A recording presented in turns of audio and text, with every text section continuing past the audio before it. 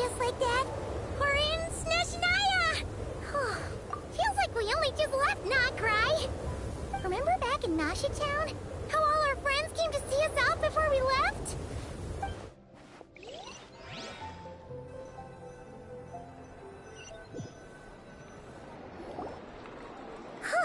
The day's finally come! We're off to meet the Tsaritsa of Snezhnaya! What is she planning? And why does she need the gnosies? Soon, we'll have our answers! Guess this'll be the end of your journey that your sister mentioned. What is she expecting you to find there? Snezhnaya still feels like a long way away. Hopefully, there'll be plenty of time to relax, eat some good food, and have fun before we arrive. But whenever Paimon gets thinking about how our destination is right around the corner, all these questions come flooding into Paimon's head. It makes her so nervous. Yeah. Anyway, enough about all that. We can't start the final leg of our journey with that kind of mindset. Just think. We've fought dragons and sea monsters, defeated creations of the gods, faced prophecies of doom and the threat of the abyss. Heck, we've even been to the moon! With all that experience under our belts, how could we be any more prepared? Sure thing! Now, stick close to Paimon, the best guide you could ever ask for, and let's charge straight for the finish line! Off we go! What about me? Do I get a call out? Whoa! Columbina? You kind of snuck up on us there.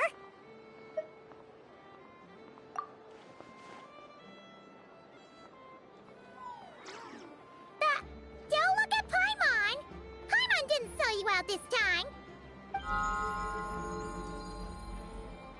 Oh, so it was you! Alright, guess there's no hiding it now. All your friends have gathered at the flagship to see you off. I invited Sandrone too, but she said she had to go back to Snezhnaya. She must be busy. She had some nasty things to say about you before leaving. Would you like to hear them? She hasn't changed a bit. Alright, let's hear it. If they're heading to Snezhnaya, I'll bet it's to cause trouble for Her Majesty the Tsaritsa. Attending a farewell party for people like that would not be a good look for me right now. Also, please tell them not to count on getting help from a Fatui Harbinger in Snezhnaya. Our time working together was not terrible, precisely, but we're on different sides. So when you get there, don't do anything to make life difficult for both of us. Well, that definitely sounds on brand for her. The attitude, the reasoning. Alright, we'll do our best to keep our distance then. No, you've misunderstood. I think she means that she'd like you to go see her. As long as you don't make things difficult for both of you, you'll be fine. You really have to read between the lines with Sandrone. Go on, get to the flagship. Everyone should be there by now. I told Lauma that you once treated me to a truly unforgettable meal. Today, I want to return the favor. It's my gift to you. It's definitely nice to be treated, but hopefully by this point, you know that you don't owe us any favors. The moon of Notcry will always give you a warm welcome.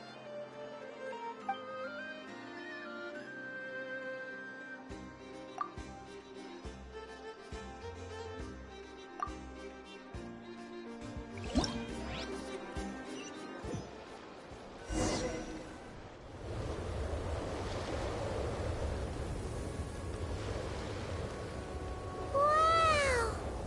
Pure white as far as the eye can see! It's so pretty! Come on, keep up!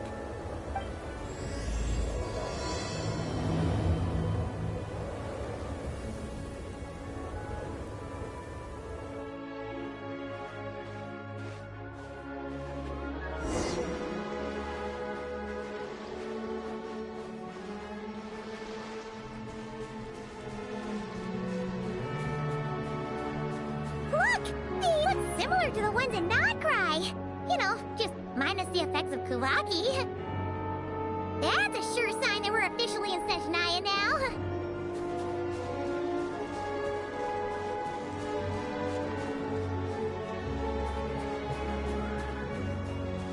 There's gotta be a treasure chest around here somewhere. No adventure is complete without a chest or two.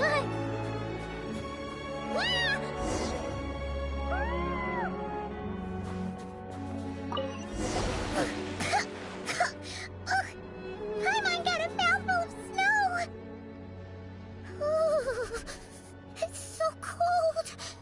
Paimon's gonna snuggle up to you for a bit to get warm. An answer from this world?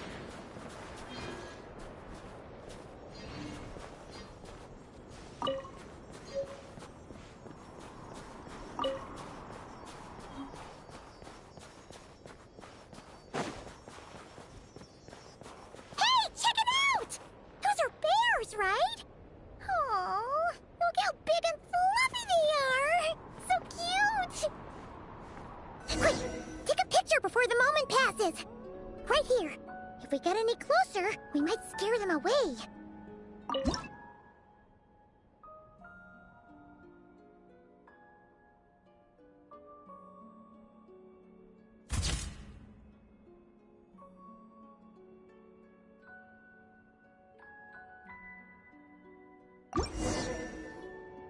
Let's see how your camera skills are these days.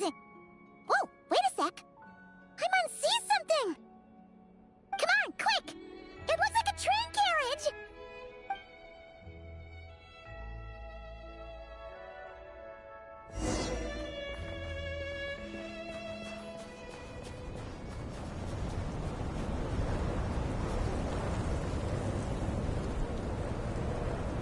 Paimon's heard that Snezhnaya has loads of railways and trains!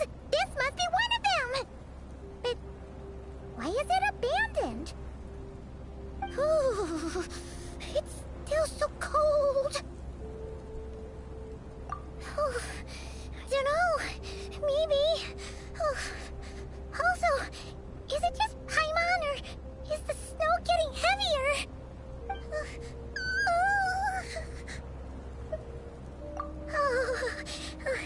Thanks for offering, but this isn't just the weather. It's hard to describe, but Paimon feels so weird. She's never felt like this before. Everything feels heavy. Getting kinda dizzy, too. Oh, no need. Paimon's just feeling a little low on energy. That's all. It's nothing serious. Not worth ruining our travel plans over. Yep, sure thing. Snezhnaya, here we come!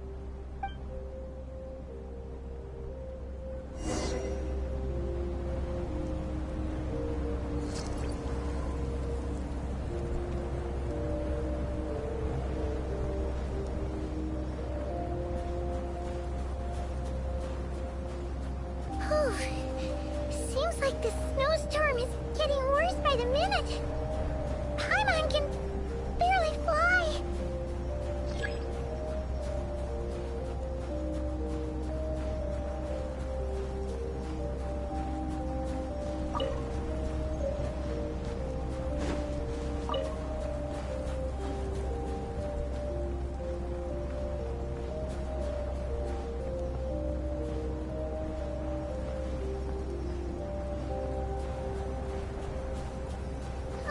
Oh, look!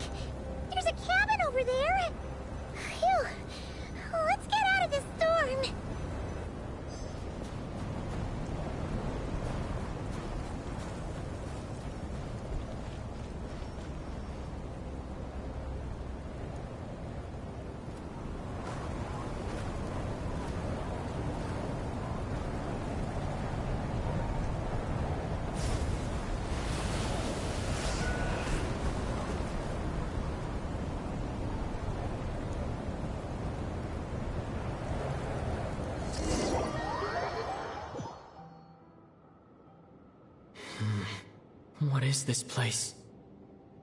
Where's Paimon? I need to find her fast.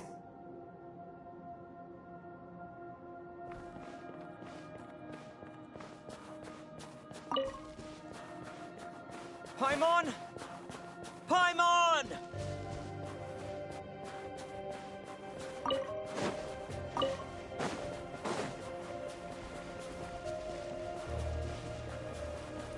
That's strange. Where could she be? I guess I'll try further ahead. Hang in there, Paimon.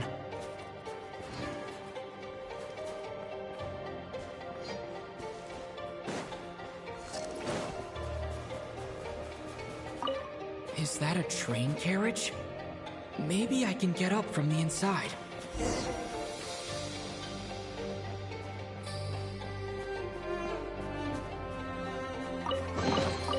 I'll keep this close.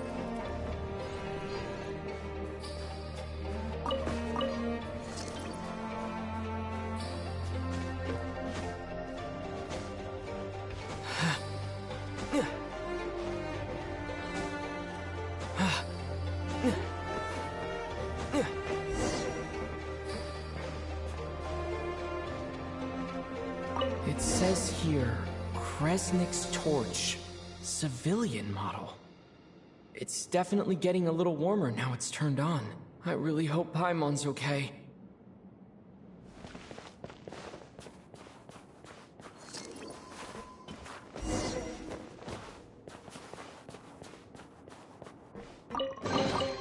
Is this an answer from this world? What was that strange sound? I can't tell if... Paimon? Paimon, is that you?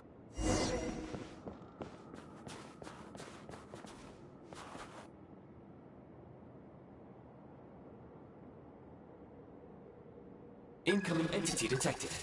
Authorization granted. Initiating original.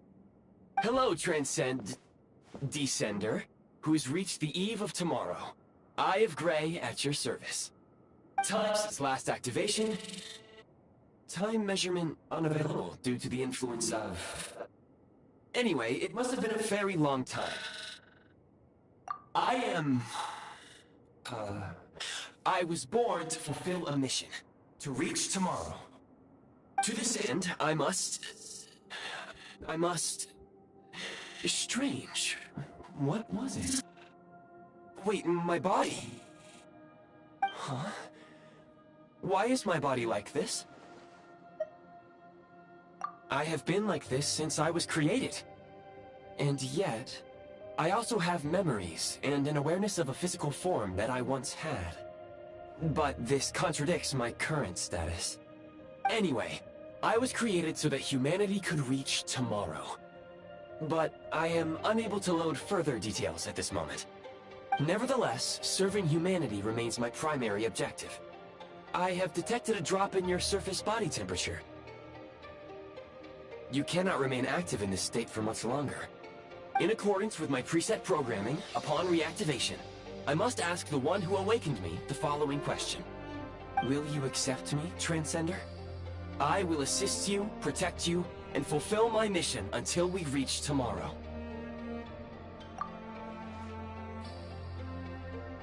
I understand your position. However, given your current physical condition, I must suggest that you reconsider. Before I was activated, you called out a name. Presumably that of your missing companion? If you agree to accept me, after helping you get out of here, I will search for said companion and pinpoint their location. To answer your question, yes.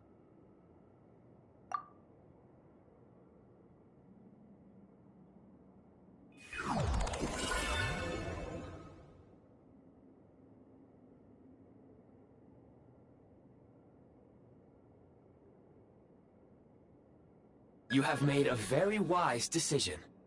Now that we have reached an accord, you will be my new user. May I ask your name? Very well. I will remember this name until the mission is complete. I need to recover my body, retrieve the power to unlock tomorrow, and help the suffering masses to reach the far shores where the empty Ark floats. I can sense my power scattered across this ice-covered land. I even have a vague sense of where it might be found. But right now, that is not essential. The key right now is you. You must survive and reunite with your companion.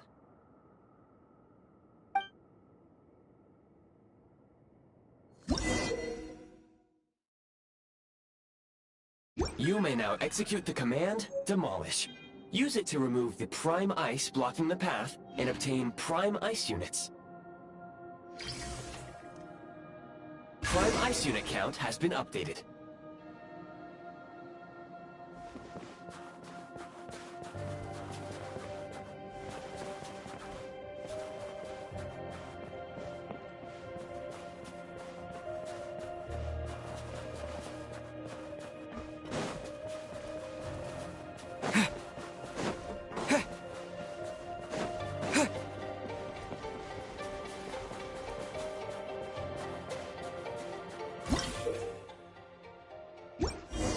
You may now execute the command, Build. Use it to create a prime ice construct to prop up the door.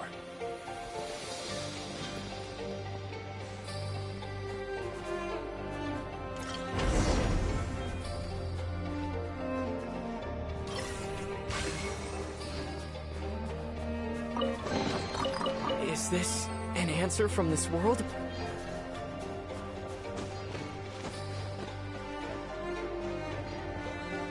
Scanning local environment.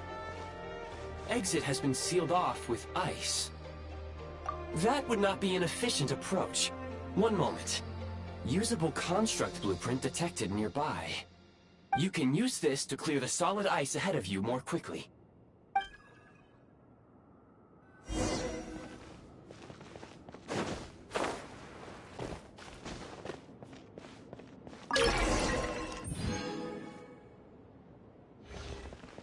Construct blueprint added to records. You may now execute the command, Build Heat Source. Generate a temporary heat source to rapidly melt the solid ice.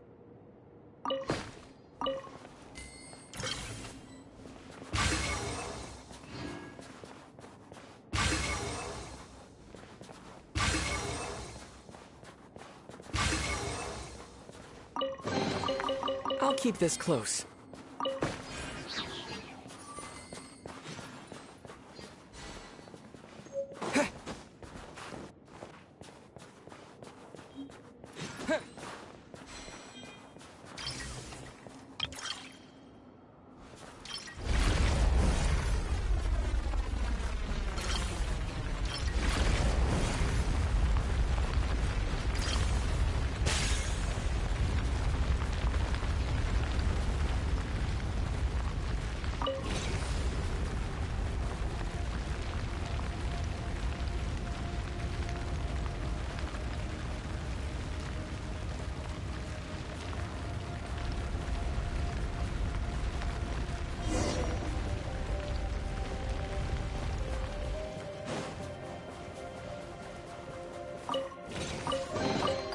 I'll keep this close.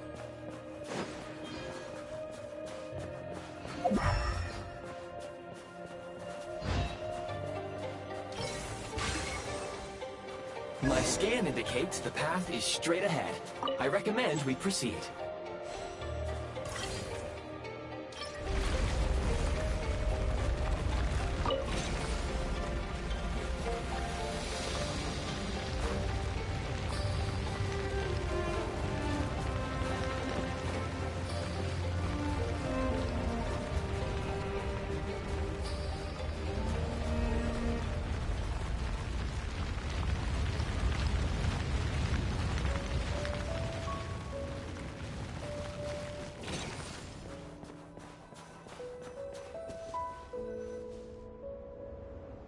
Kresnik Crystal located.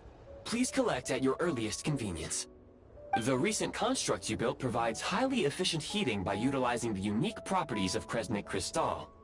Unfortunately, prime ice constructs have a very short lifespan and cannot be stabilized during the development period. Hence, the authorization to use Kresnik Crystal was granted.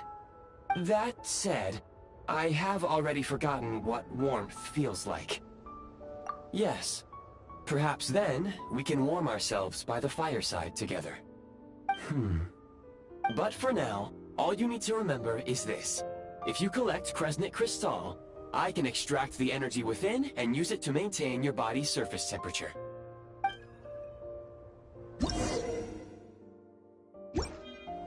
Low power. Please use Kresnik Crystal to replenish energy reserves.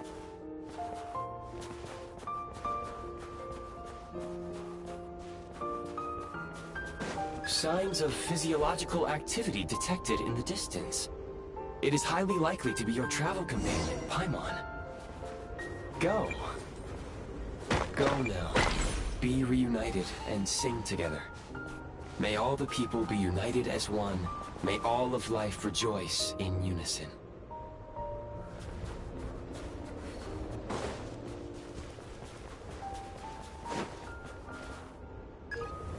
Approaching the target location. Scanning for signs of life. Life forms detected. 2.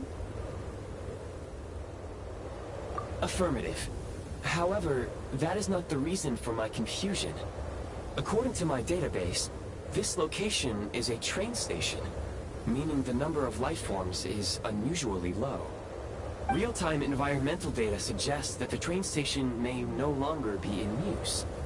But whatever the situation, please exercise caution.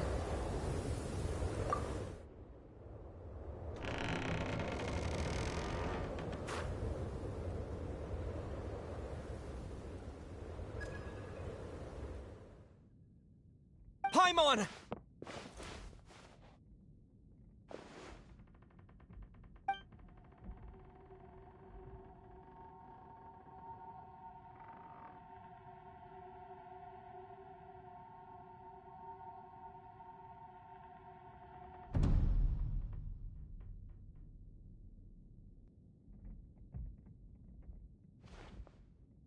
Who are you?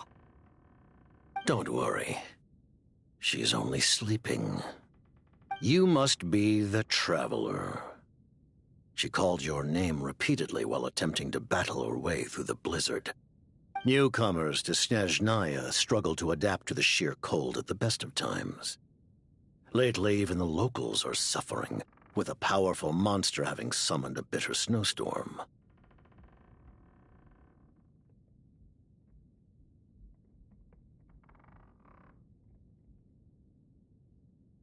You two must be very important to one another.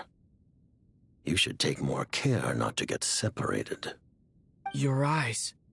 Are you Conrian?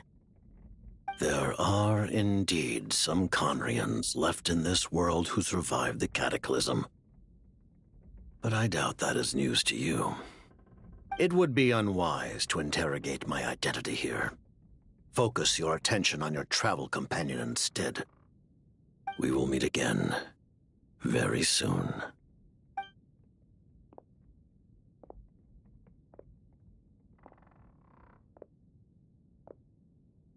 The unidentified subject has now left the area. He appears to be an individual of great significance, but my search has yielded no relevant data. I will try searching the database again. Against the odds, your companion is safe and sound. The other person even left a blanket for her.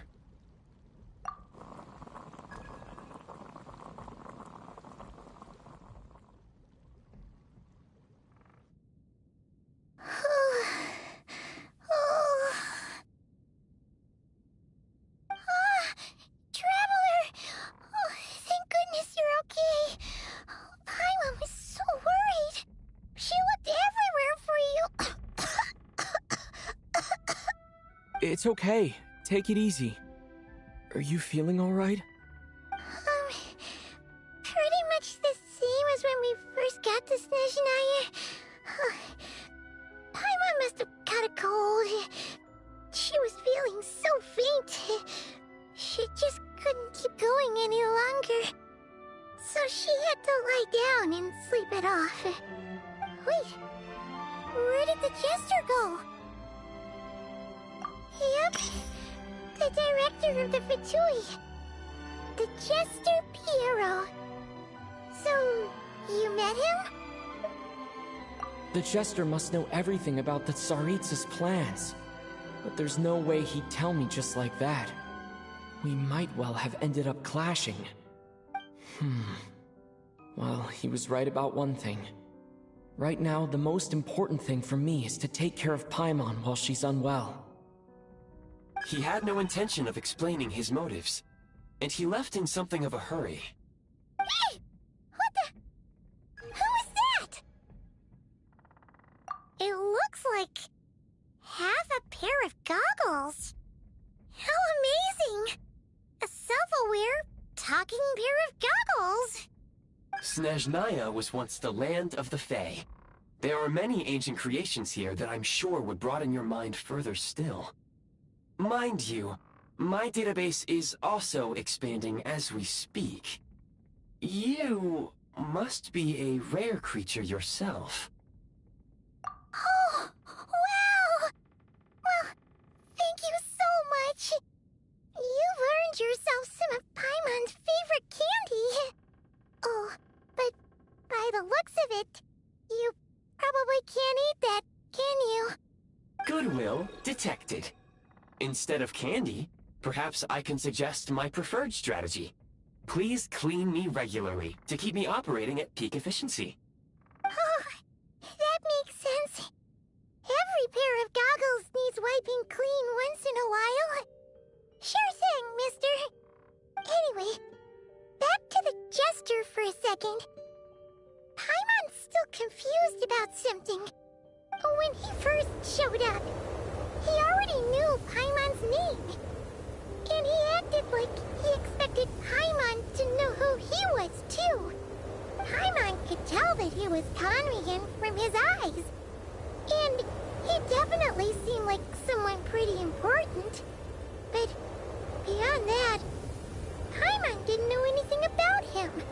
It was only later, after he rescued Paimon from the snow, that he properly introduced himself.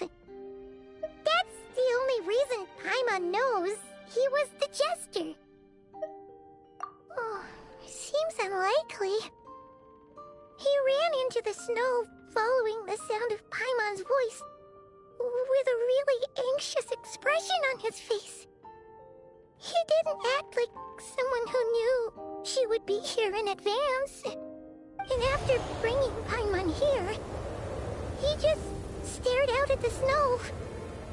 He didn't do anything to Paimon at all. In fact, he barely said anything. Wouldn't even answer any of Paimon's questions either. Paimon didn't feel unsafe around him, and he didn't seem to have any ulterior motives. For all we know, he might have just ignored Paimon's questions so she'd give up and go to sleep. Please allow me to interrupt. Fatui and director are unfamiliar terms. May I ask for clarification? Wait, you've seriously never heard of the Fatui? Oh, they're like the Tsaritsa's inner circle. Really powerful people. And the director is their boss. Understood. Since they hold elite positions and serve their god directly, it stands to reason that they would conduct themselves with due decorum. I am inclined to agree with your assessment, Miss Paimon. I did not detect any ill will from the gentleman in question.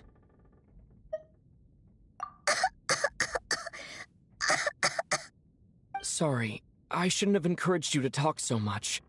Paimon, new plan. Let's get out of Snezhnaya for now. We can come back after the weather clears up and you're all better. The Jester mentioned that this snowstorm, being the work of a monster, is worse than most. Even if we made it to Snezhnegrad, we'd still have to wait out the storm before we could do any exploring. Oh, well, it's really nice of you to look out for Paimon, but she doesn't want to hold you back. We were really psyched up for this journey when we first set off. Just think of all the burning questions we have. If we turn back now, who knows how long it'll take before we finally get answers. Further information is required regarding the monster situation. But objectively speaking, there is another, more pressing issue at hand. At this point, we have traveled a significant distance into the blizzard. Were we to turn back now, the road would be extremely treacherous, especially since we would need to travel on foot. If, however, we continue onward, there may be a better solution. Do you remember what I said as we neared this location? I told you that this is a train station. While it has evidently fallen into disuse for unknown reasons, the tracks remain intact. We can break through the blizzard and forge ahead by driving a train. That is the Snezhnayan way.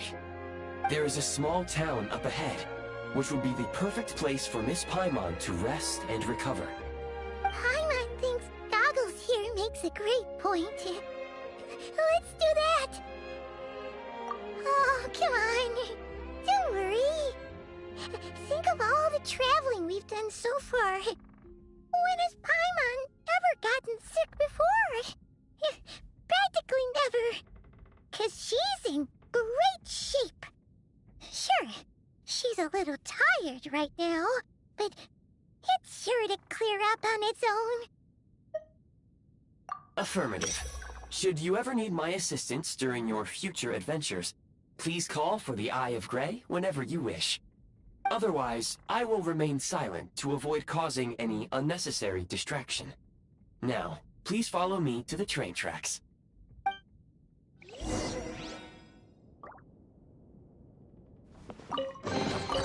I'll keep this close.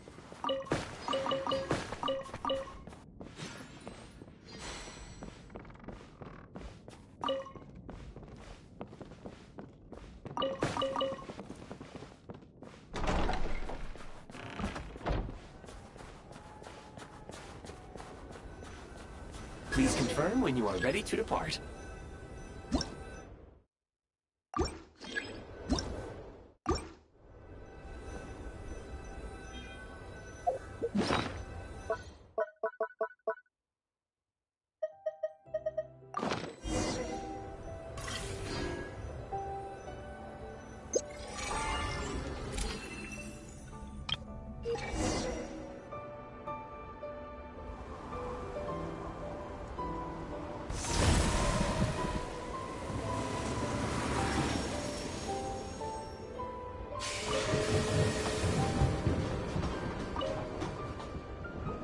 Heading north from here, we will soon arrive at... Wait, there's an error message. Could not detect clear tracks. What exactly does clear mean? Brace for impact, friends! Preparing to enter impromptu flight mode.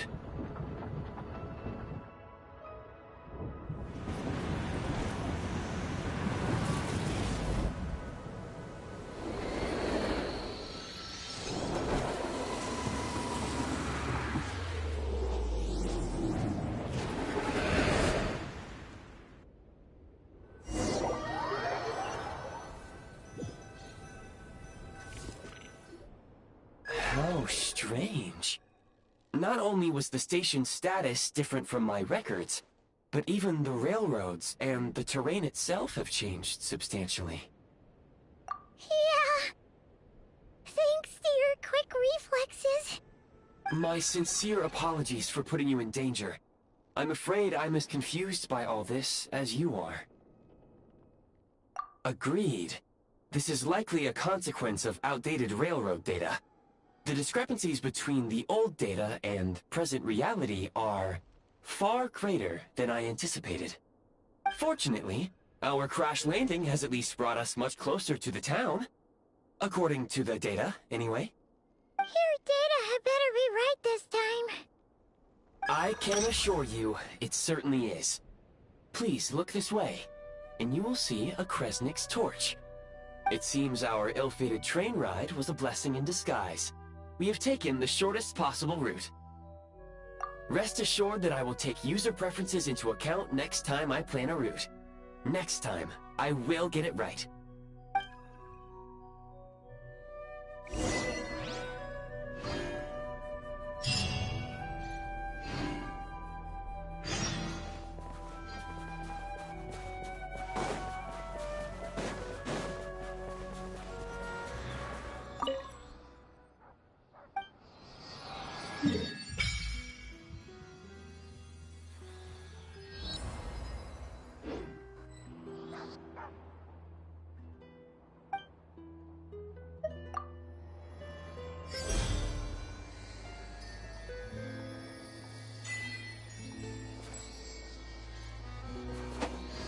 In case!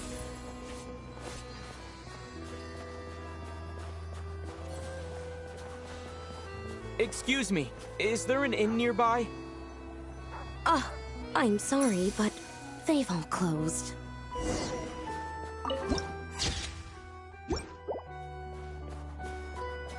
Sorry to interrupt. We're looking for a place to stay.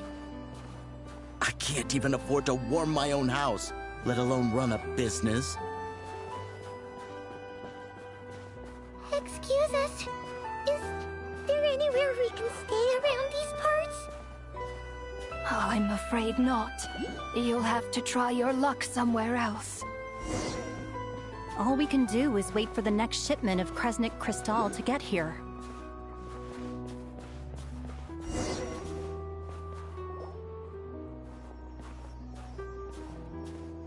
Hi there. Do you know if there are any inns still taking guests in this town? Doubt it. They're probably all closed. No one has enough Kresnik Crystal to heat their own homes, let alone a business.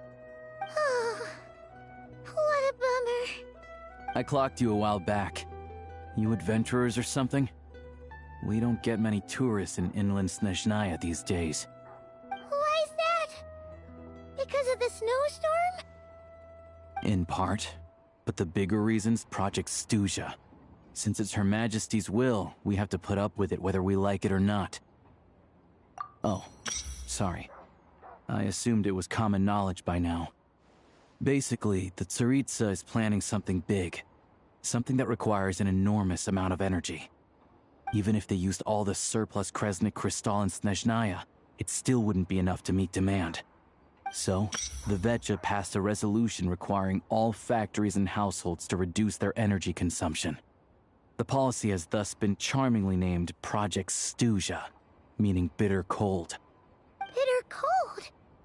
So, like, it's gonna be a cold winter, folks? You're all gonna have to find a way to get through it? That kind of idea? Pretty much. When you're broke, you scrimp and save. When it's cold, you huddle together for warmth.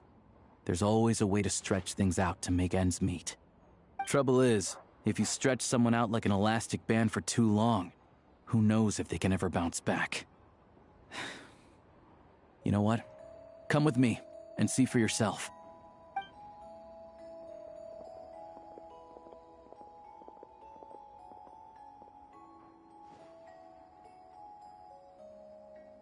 Can you please explain to me why the price of Kresnik Crystal has gone up by 1/3 again? Even as our purchase quota has gone down. You only come here twice a month. This won't even last us a week. The supply and pricing of Kresnik Crystal are based on current production volumes and price data. We Fatui are only responsible for delivery and security. I'm not in a position to explain to you how the figures are calculated, but I assure you, they are as fair and reasonable as possible. Oh, so our lives mean nothing to you? How can you expect anyone to survive a single night in this weather without heating?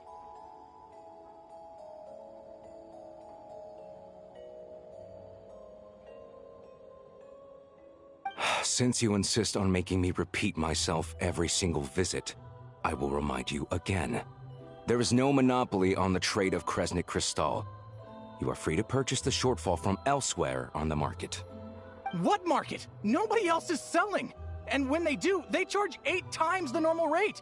It's robbery is what it is!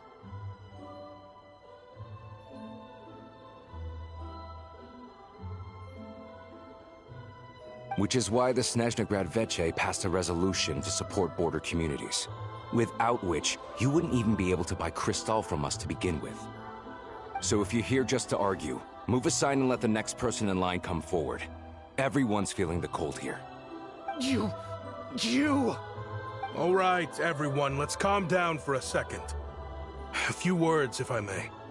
We're all subjects of Her Majesty the Tsaritsa, and I'm sure every one of us is dedicated to her great cause. We all know how cold it is. And the more it snows, the harder life gets. Everyone's struggling already. Let's not make things even more difficult for each other. But Liaison Shishkin, there's clearly something wrong with this quota. I have a family in Marepasak who tell me they can buy at least double our crystal allotment. Oh, believe you me, I had the same reaction when I first saw the numbers. Couldn't believe what I was reading. I even wrote a letter to confirm the true figures, but... I'm afraid the quota really is as low as you've been advised. Still, you must understand that calculating these energy quotas is a complicated balancing act. They have to factor in population, town size, industrial application. Our top priority must be to keep the largest Kresnik's torch burning continuously. Only then can we sell the remaining crystal for household use, and in doing so, we must make sure that everyone is treated fairly. As our VII comrades said, they are only responsible for delivering the goods. They need to keep accurate records, and they do not have any authority to modify the rates or quotas. That's right. Our duty is to do things by the book. Tell you what, listen. I know how anxious and upset everyone is. As a matter of fact, I was just discussing it with the mayor. What we can do is open the lower combustion chamber of the Kresnik's torch to the public. You can come to me directly to register, and I will allocate time slots accordingly. I can't guarantee there'll be ample energy for household use. We can at least make sure you'll be able to boil water and cook food each day. Let's hang in there and make this work together, all right? Fine. I don't see any alternative. So, this is Project Stuja in action, huh? Oh, no wonder nothing's open for business. People are barely getting by. You were looking for an inn, right? For your, Fae friend? Oh, Paimon's not a Fae. Just Paimon. She must have caught a cold or something. We only just got to Snezhnaya, and we're still getting used to the climate. I have a small place in Stratomaros. I don't stay there very often, though, so it's pretty basic. But if you're not picky, you're welcome to rest there for now. It's not much, but I've got blankets and a warm fire. Are you sure? Oh, that's really kind of you. All right, then. This way.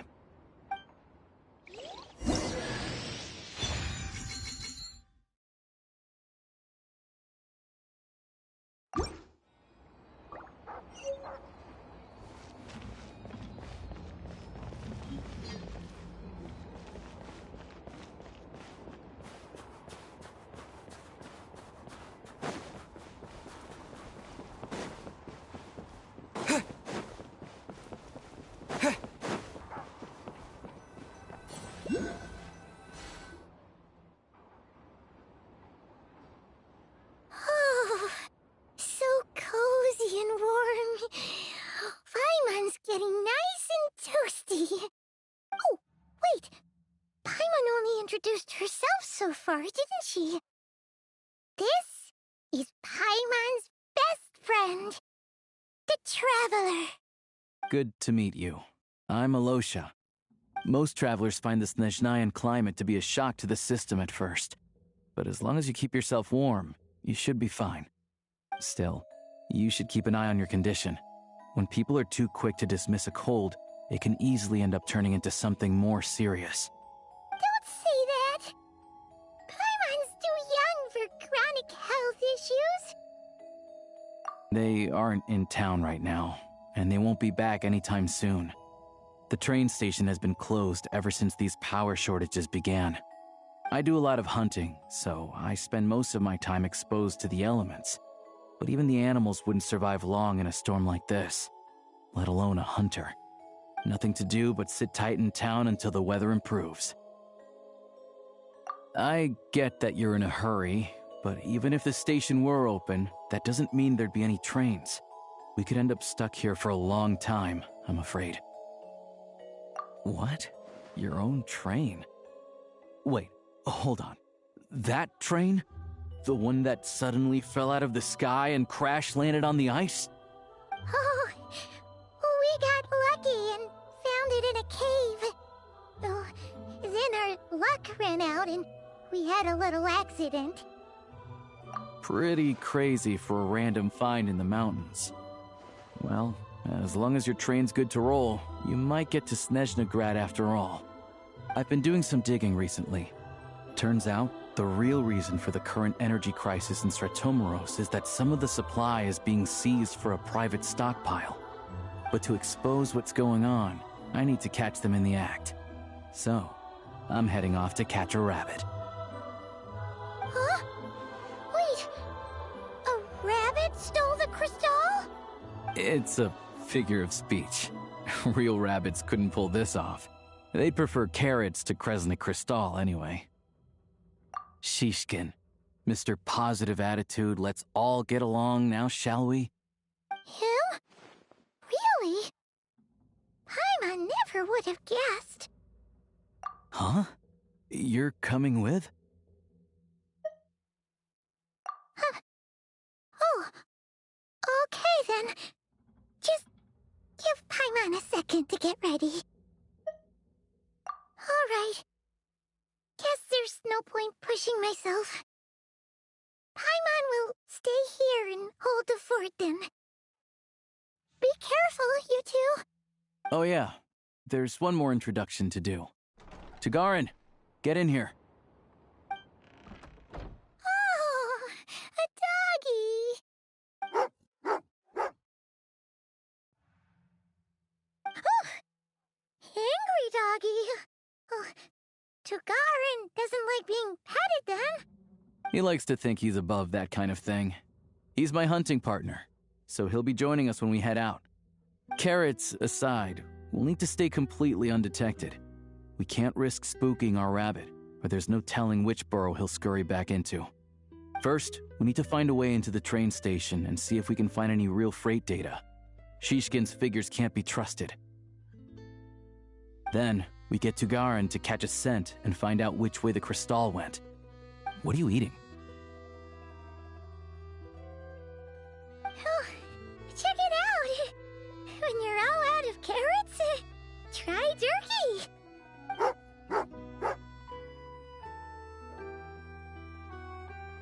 Good doggy. Good doggy. A fellow dog lover, huh? Yep. And rabbit lover. Carrots are great too, you know. Good to know. Eat up, Tagarin. We got a lot of work to do.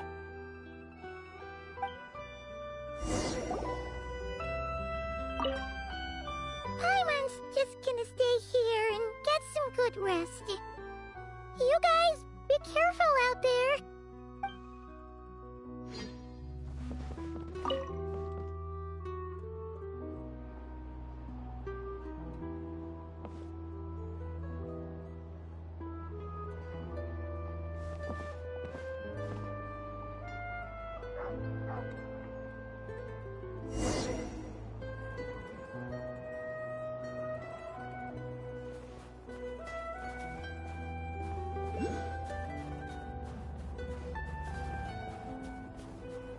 Wait.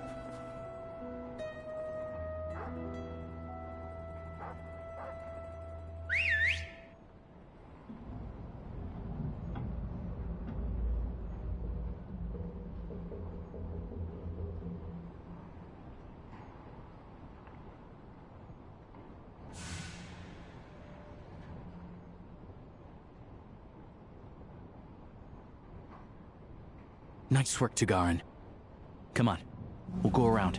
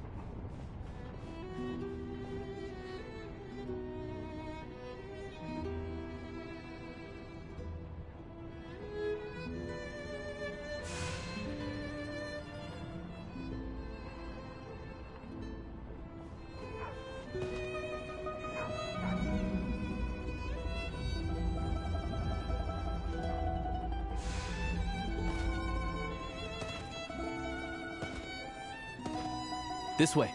We'll enter from the upper floor.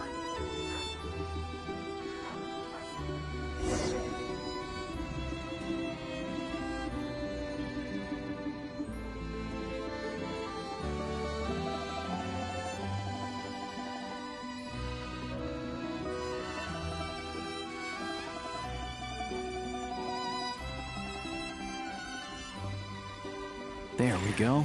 A freight list. Straight from the VII, so Shishkin wouldn't have had the chance to doctor the figures.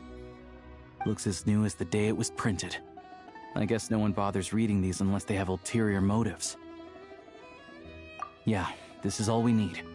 Come on, let's get out of here, then go track down the crystal. Tugarin's a keen hunter, and catching rabbits is his specialty.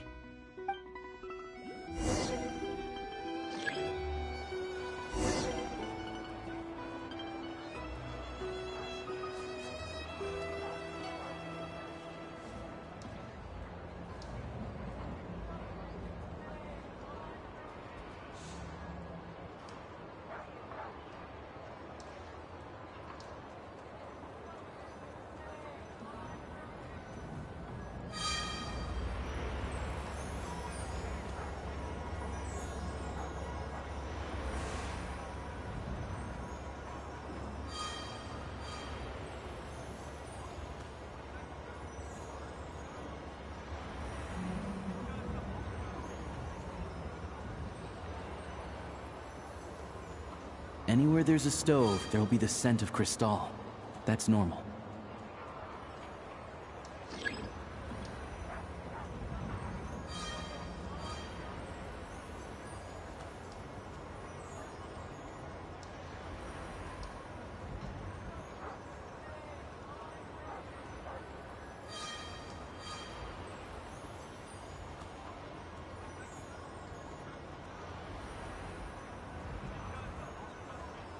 But if he picks up the scent of crystal somewhere and there's no stove around, that's how we know something's up.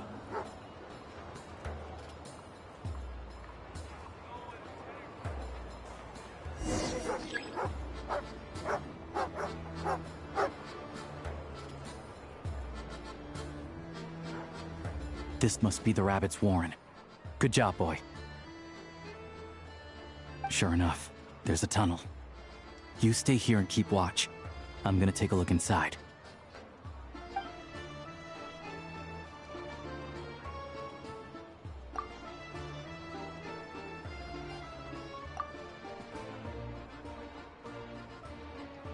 Thanks for looking out for us.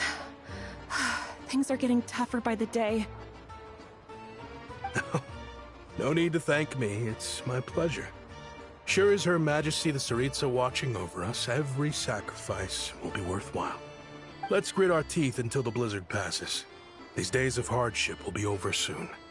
Maybe for everyone else, Liaison Shishkin. But for you, the hard times have only just begun.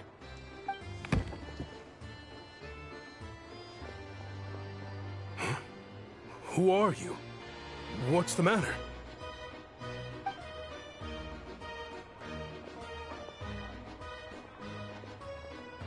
I just had a question for you. Why, when times are as tough as this, would someone hoard more Kresnik crystal than they could ever use? All the crates here are from the most recent shipment, but they weren't brought here for sale. Instead, they were secretly stashed away. Would you be able to shed any light on the situation, Mr. Shishkin? Me? Why, I have no idea. But look at how much there is. It's quite a godsend. Now there will be plenty to go around. This godsend was found in a cellar adjacent to your residence following a tip from Mr. Alosha. And this is only a fraction of what we found down there. We're still taking a full inventory. The official figures will be finalized shortly.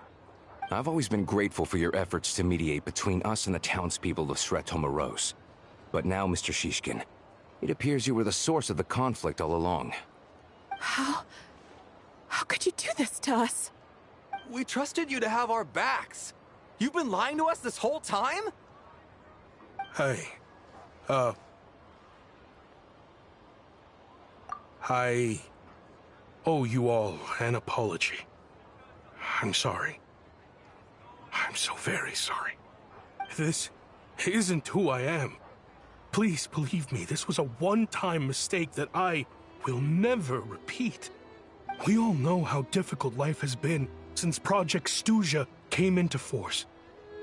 Energy is an increasingly scarce resource. People everywhere are getting desperate. But some places have been hit harder than others. I grew up in Alatir, a small village with no train station. Deliveries of Kresnik Crystal have ceased there entirely. If nothing is done, they're all going to freeze to death. You know as well as I do how downright impossible it is to buy Crystal these days. The thought of my poor mother and father, with no one to help them, oh, I felt so afraid. I watched as energy grew scarcer by the week, all the while knowing that their lives were at risk. Then one day, I looked at the Crystal shipment in front of me, and a terrible, selfish thought entered my mind. Looks like I'm just not cut out to be a criminal. I'm so sorry. Once the Fatui have finished their count, you'll see that the numbers match their waybill.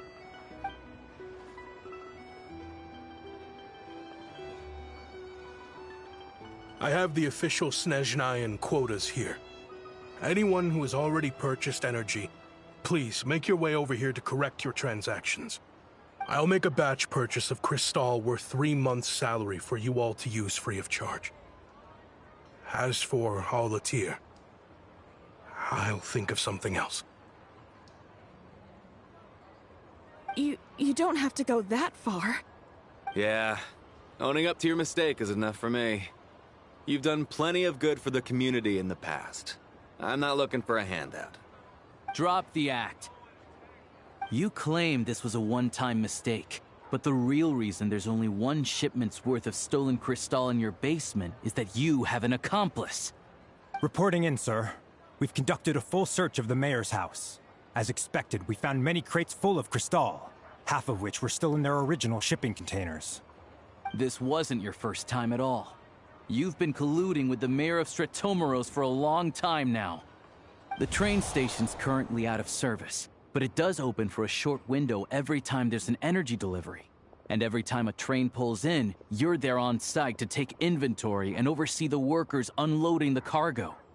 The mayor handpicks said workers. Per his instructions, they transport the Crystal by tunnel at night to the mayor's house, and he sells it out of town. But since he can't get the goods out of town by train, he had to arrange an alternative method of transportation. This meant slower sales, which gave me plenty of opportunity to catch him in the act. Wait, the mayor's involved in this too? Preposterous. What proof do you have of any of this?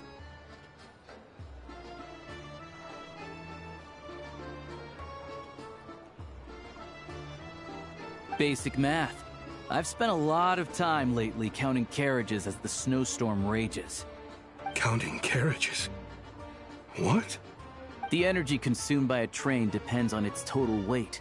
And since energy is a limited resource right now, it's fair to assume that every carriage is packed full. So, if we take the energy required for the Kresnik's torch, add the sales figures you provided, then compare that figure to the train's theoretical cargo capacity, guess what? The numbers never match. It's always off by 1 or 2 carriages worth. This time, you set a new record. 3 carriages missing. You mean to tell me that you sat around outside, counting carriages, in this weather?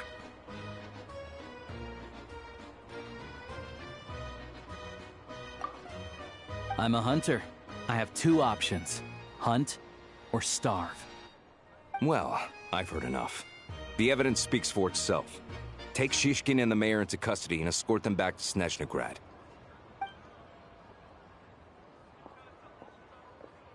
You cocky little brat! Ruining my business! Just you wait.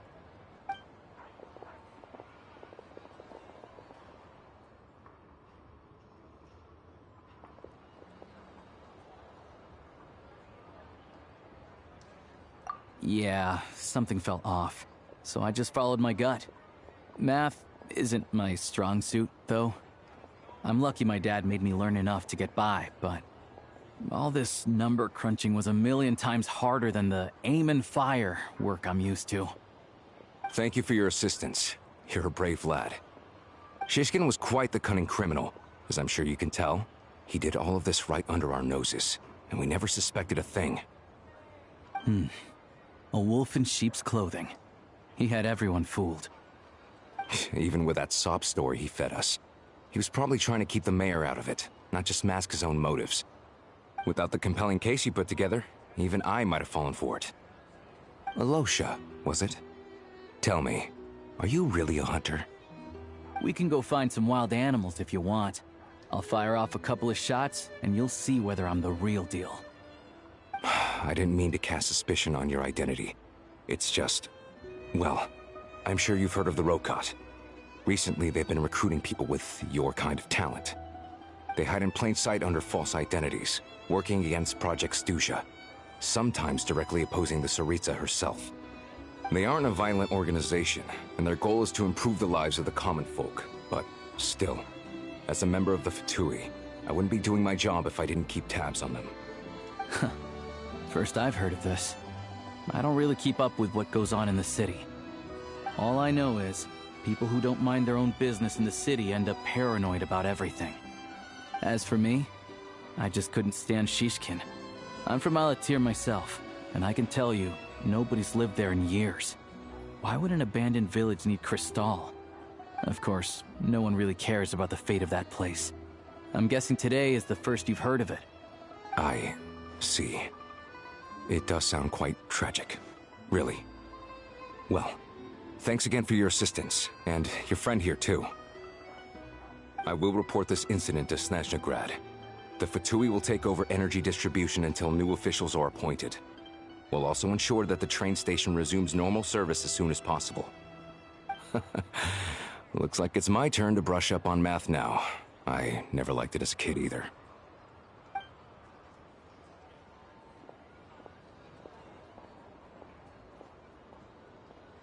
Don't mention it. Isn't the soldier overseeing the delivery supposed to verify the quantity of the goods? Was he just careless? Or was he being paid off too? Who knows? Excuse me. I'll take a share of Kresnik Crystal too.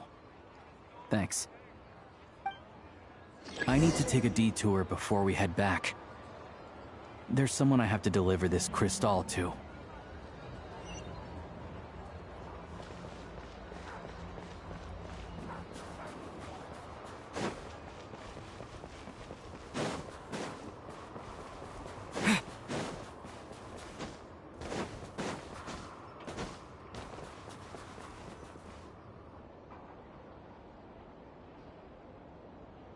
Hang tight for a moment. This old lady, she doesn't really know who's who anymore.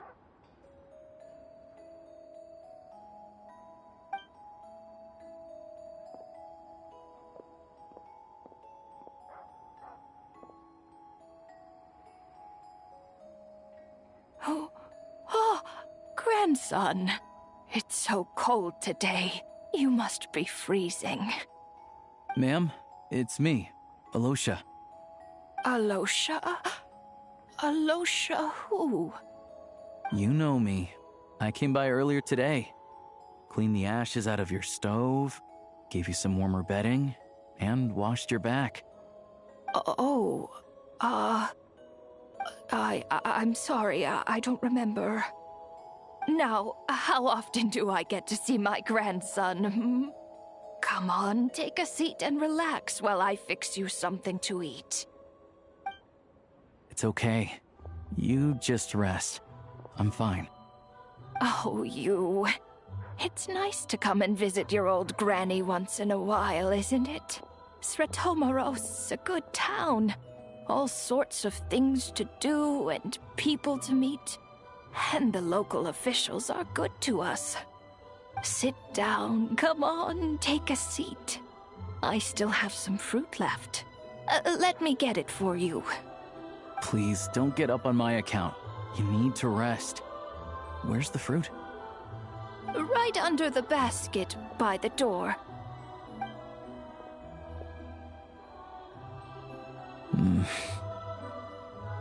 Well, grandson dear, do you like it?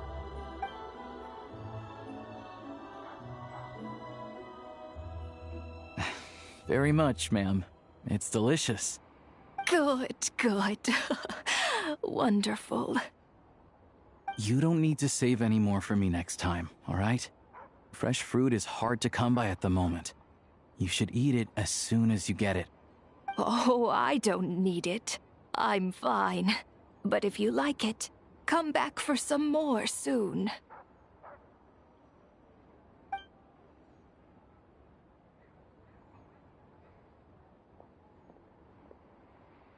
Some kind soul must have given these to her. But she always saves the nicer things for special occasions. I met her at the market back before her health began declining. She was a lovely old lady.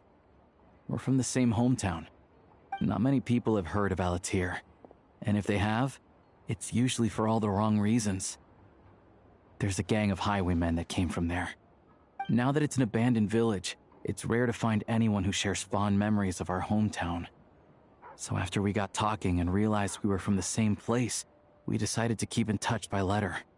I first learned of Stratomoros's energy supply problems from a passing comment in one of her letters. Then, after her health went downhill, I started visiting more often to check in on her. The town's been in decline for a while now, but because of her memory problems, she thinks of it as the bustling, prosperous Stratomoros still in its heyday. That said, I kinda appreciate her optimism. There's not much of it going around in this world of ice and snow. It's fine. Everyone grows old. In Snezhnaya, some people believe that in your final moments, you'll sense a familiar presence by your side. You turn to look at them, but their face is blurry. So you focus hard, trying to make out who it is. And when you finally see their face, the Grim Reaper reaches out and takes your life. She still calls me grandson, though. So at least I'm not a blurry face in her world just yet. Come on, let's get back and see how Paimon's doing.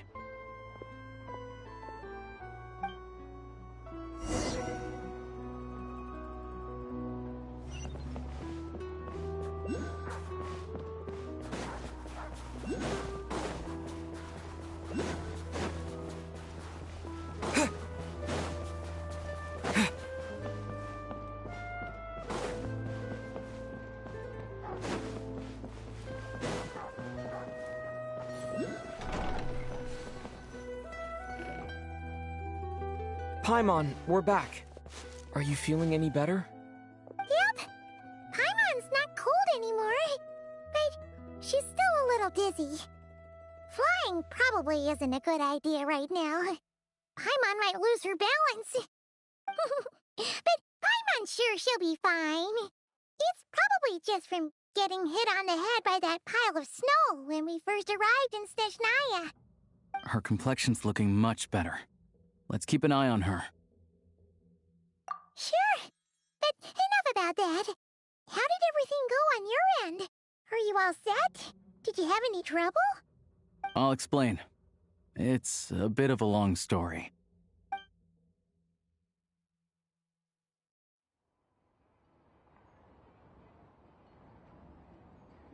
Jeez. You guys got pretty busy. Sounds like the liaison officer and the mayor were running quite an operation. Good riddance to both of them. It's a good thing you managed to catch them. So, you said the train station will open again soon, right? And everyone has enough crystal now? Yeah. Well, enough to survive at least. Project Stuja isn't going away anytime soon. People will still have to scrimp and save to make ends meet. Don't know. The goal of Project Stuja is to gather energy for the Tsaritsa, but no one knows where that energy's going. It's never been made public.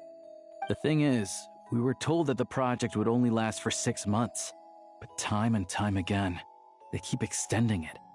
Extending it? Does that mean that Tsaritsa's plan isn't going very smoothly? That's what everyone suspects. In principle, any proposed extension needs to pass by majority vote in the Snezhnegrad Veche.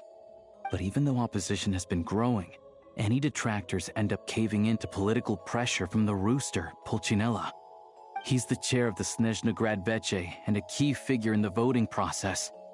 He has the backing of many powerful and influential people. How come the Fatui are picking on ordinary people even here in Snezhnaya? I don't see it like that. Fundamentally, the Fatui will always think and act in the Tsaritsa's interests. But that doesn't mean they don't care about the plight of the common folk. The only reason Sratomero still receives crystal shipments is because of a relief proposal put forward by the rooster himself. Then there's the Fatui soldiers providing support in every corner of the nation. Even the Northland Bank provided some mora for disaster relief, and they're as conservative and indifferent as they come. It's just that the rich and powerful in their fancy palaces live in a completely different world from us. There's always going to be some conflict when those worlds collide. Yeah, well, even though we all believe in Her Majesty the Tsaritsa, there are still many differences of opinion on how best to tackle the big issues of the day. Regular folk don't have an easy way of getting their voices heard in Snezhnegrad, while the rich and powerful are either unwilling or afraid to speak out for all sorts of complicated reasons. The Rokad provides the disaffected with false identities and an outlet to vent their frustrations. Of course, an organization like that exists in a gray area. The moment the Veche think they've crossed a line, there's sure to be a crackdown. But so far, they've been doing their best to help the common folk. Like us, don't you mean? You didn't hesitate to join in. You're not new to this, I can tell. That's because we're adventurers.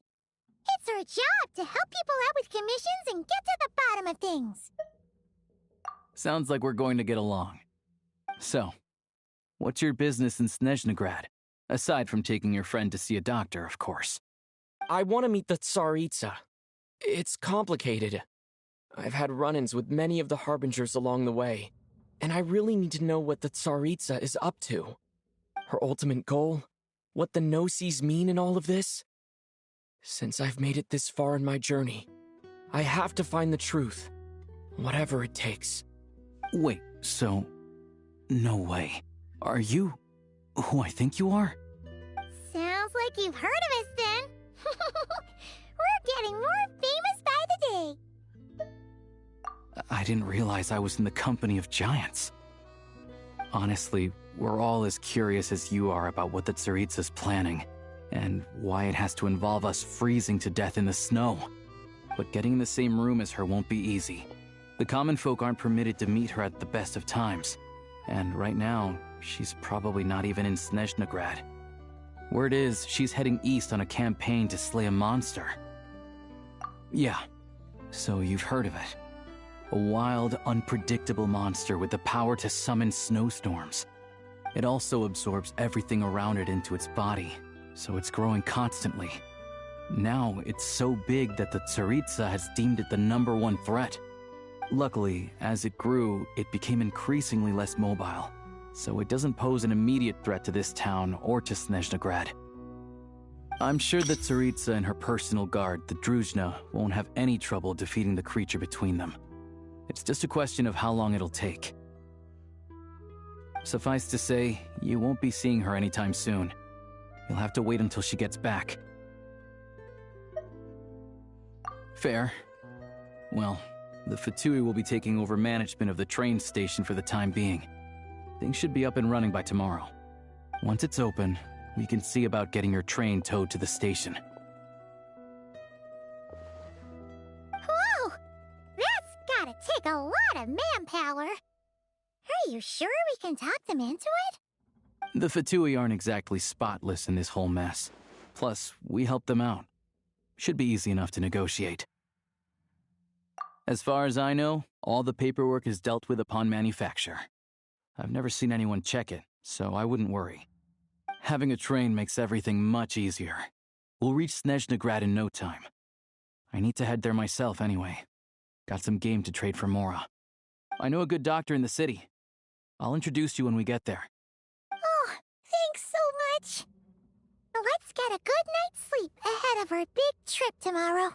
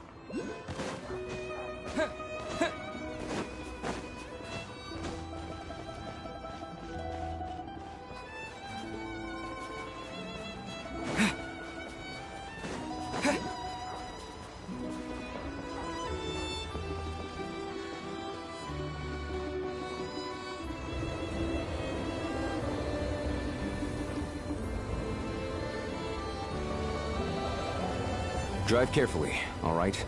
You don't want to end up in this situation again. Also, I don't think I've seen a train like this before. Is it a new model or something? Not a fan of small talk, are you? Anyway, take this. It's an up-to-date map of the Snezhnayan rail network.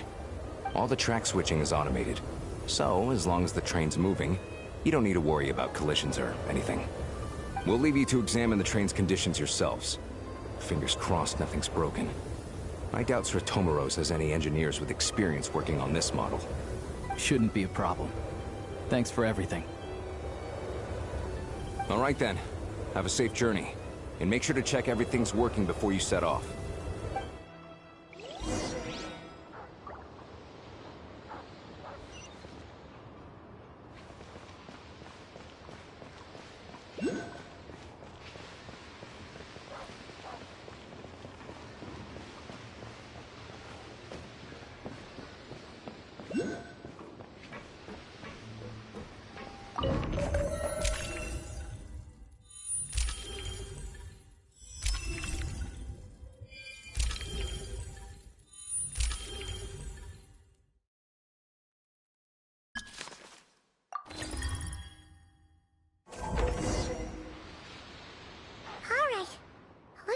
Destination settings have been applied.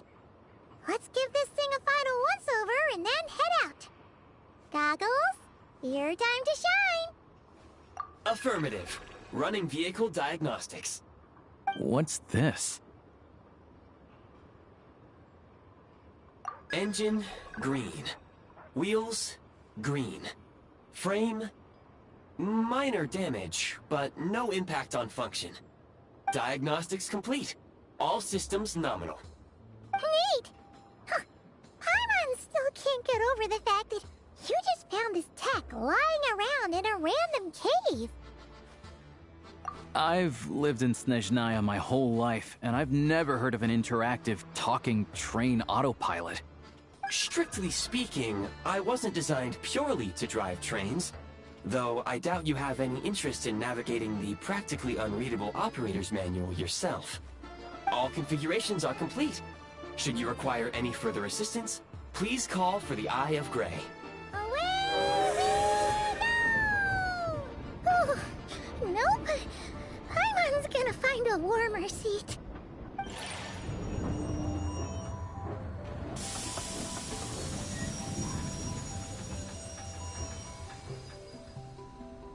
Huh? What's going on?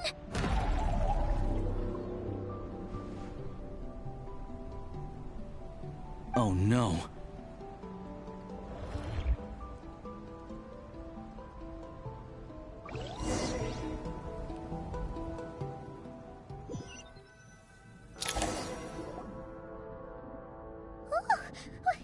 What is this place? Traveler, are you okay? Paimon's still airborne, but it feels like swimming through thick, gloopy water. It's horrible! Just our luck. Of all the things that could have gone wrong. Halosha, you're Snezhnayan, right? Any idea what the heck this place is? It's called the Shadow Realm. A place where no wind blows, no light shines, and no elemental energy flows. Even time itself doesn't exist here. It's a world where everything seems to come to a standstill. I've only seen it a few times before, and this is my first time inside. It's a dangerous place. Most people who get sucked into the Shadow Realm are never seen again. And the few who do make it back, they're never quite the same. Huh? Then what the heck do we do now? Oh, maybe Goggles knows something. Goggles? Great! Now we're done for! Hold it together. Let's not get ahead of ourselves. I heard a story once about the world of shadows. If it's true, there's a way to escape. We just need to find the exit. Come on, let's explore.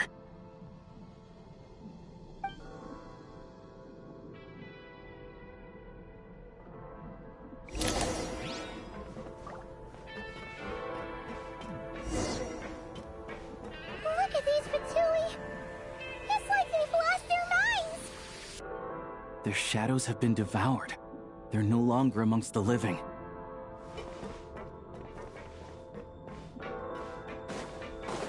Go now! I can't channel elemental energy here, but I have a few gadgets that still work.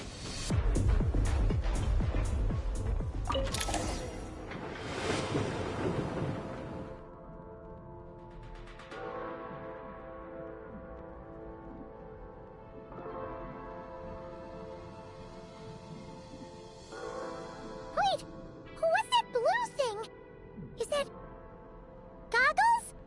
Guess we'd better find a way over.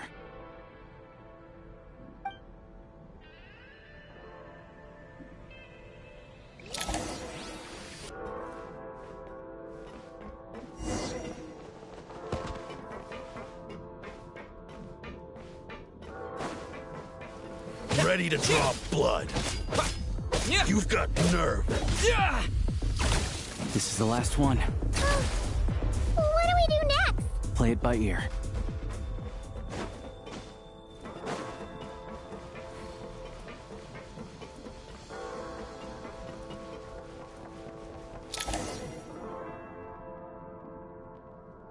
Goggles! Hello. I am glad to see the three of you safe and sound. For now, at least. But things aren't looking too good. Correct.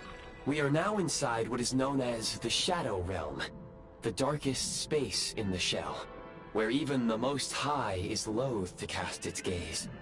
Time and space hold no meaning here. It intersects with the world of the Light Realm only rarely, like an air bubble that rises to the water's surface. We must leave this place before it sinks back down into the depths once more. Sounds like you have a plan. Yes. In fact, the very purpose of my creation was likely to... from the Shadow Realm. It appears that key data is currently inaccessible, but now is not the time to resolve that problem. I have marked the exit to the Shadow Realm for your convenience. In addition, I have prepared some equipment to aid you as you traverse the Shadow Realm, Traveler. It may well be one of my core functions. Scan complete. Construction in progress. Activation code? We once peered into the past from the ruins of the shadows. This is what remains of the Golden City, Hyperborea.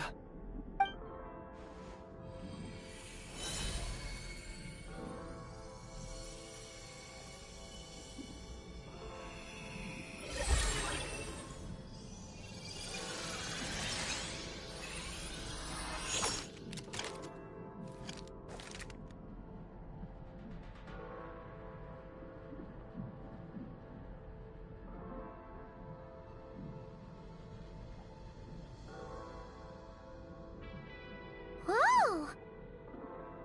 Now go. Arm yourselves with weapons of the spirit. Bring down the walls of the stronghold, and extinguish the flaming arrows of the wicked. Is this a gun? In the Shadow Realm, where humans cannot channel the elements, there once was one who, after much research and many attempts, found this to be the most effective means of attack. Let's go. We don't have much time.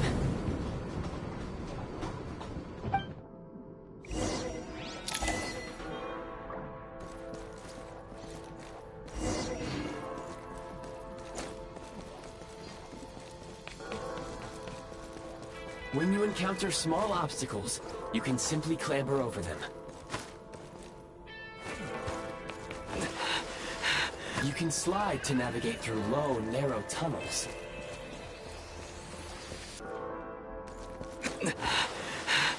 Obstruction ahead. You may be able to use the explosive.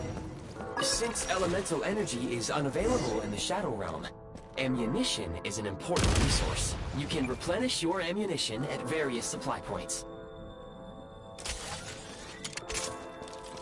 For long-range targets, try using the scope to line up your shot. Many hostile units approaching. I suggest a new strategy. Take cover, and pick them off one by one. Where's the...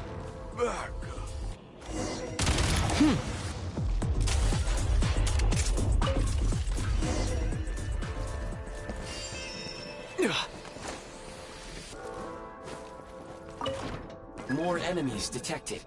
Try attacking with the newly unlocked Assault function.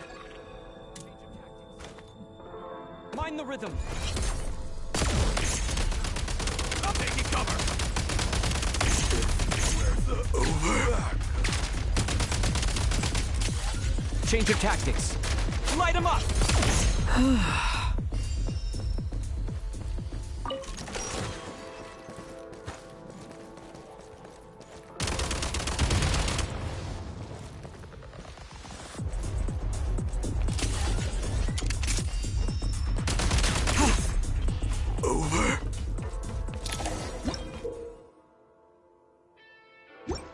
Aim at the freeze mark and pull the trigger to move using the rope.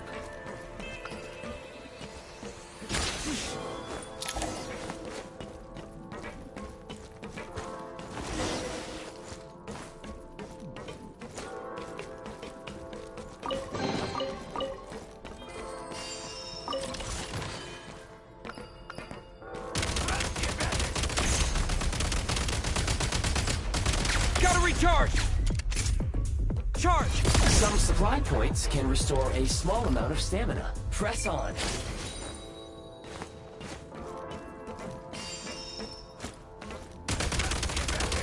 Where's the... Take on hit!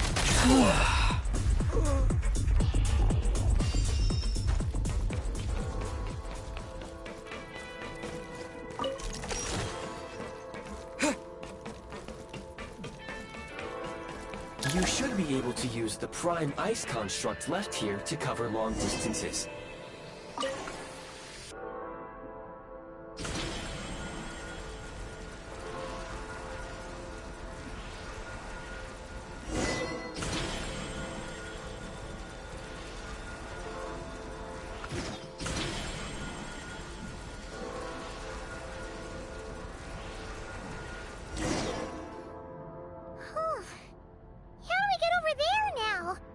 I recommend using this grappling gun.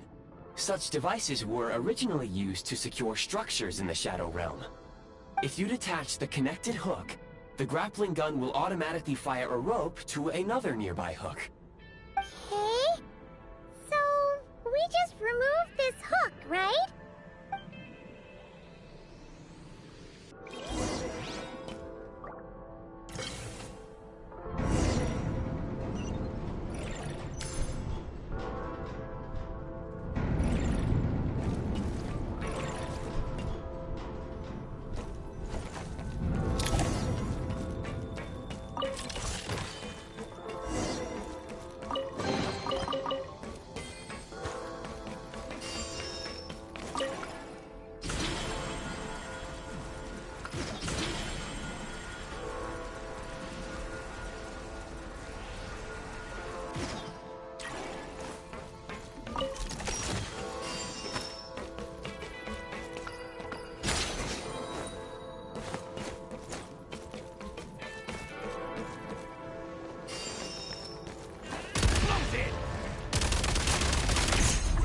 Reload!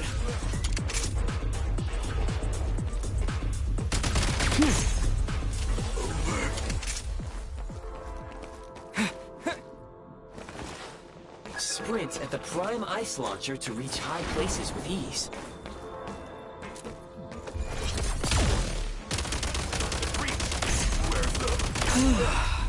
Back in business.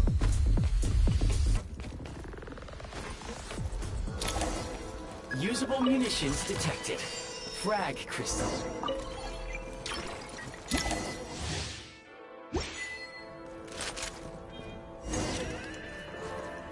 Try this! Die! Can't take all this. Over.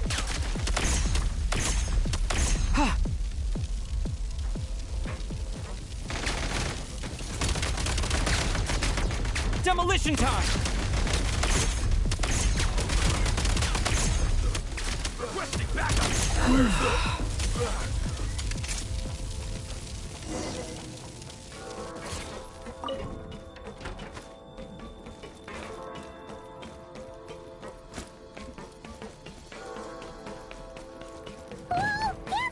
Shift your center of gravity and slide down.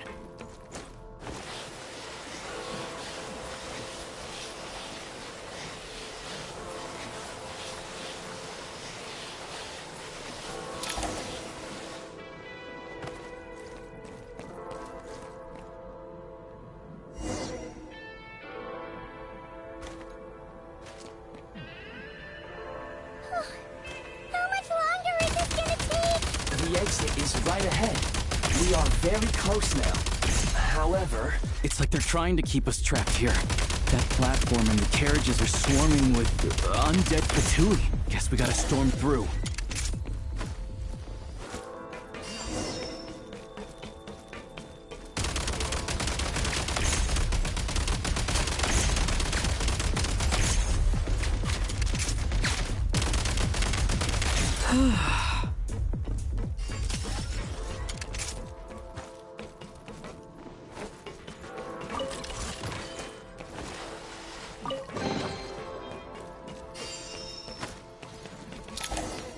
Time to catch my breath.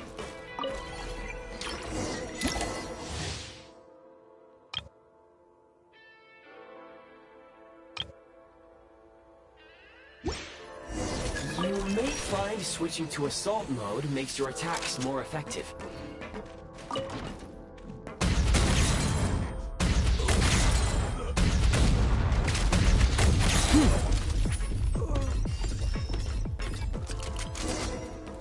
Nice.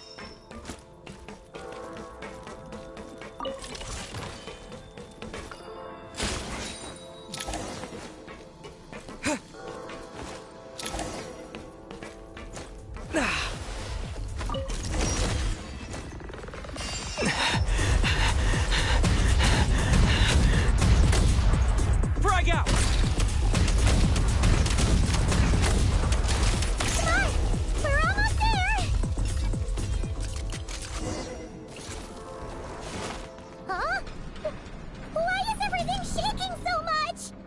Looks like the Shadow Realm is about to sink back down into the depths.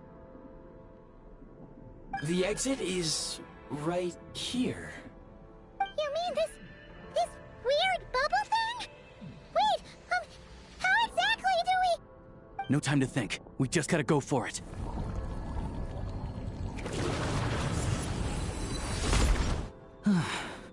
Looks like I was right.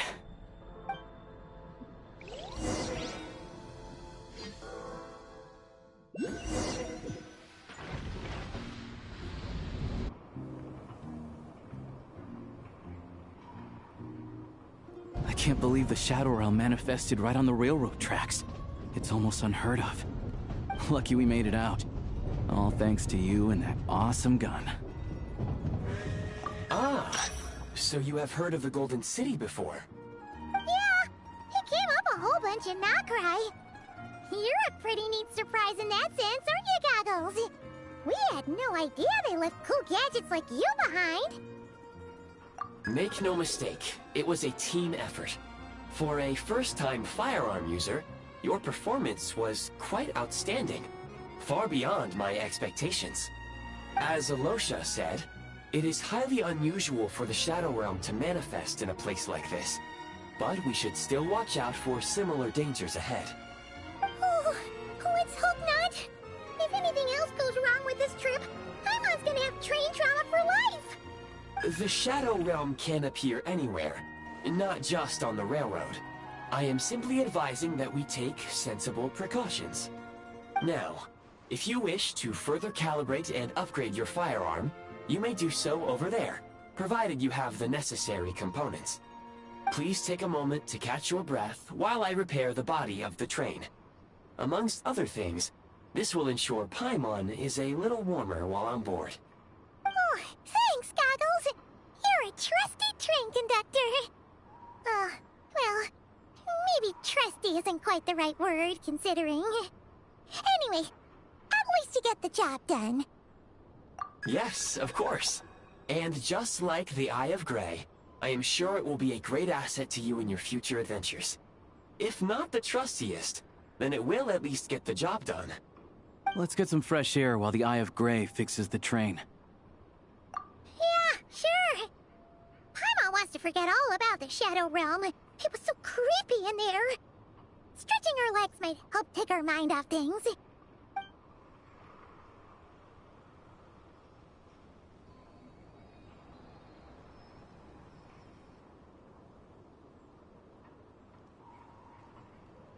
It's so quiet here for a train station. Not a person in sight. Just abandoned houses.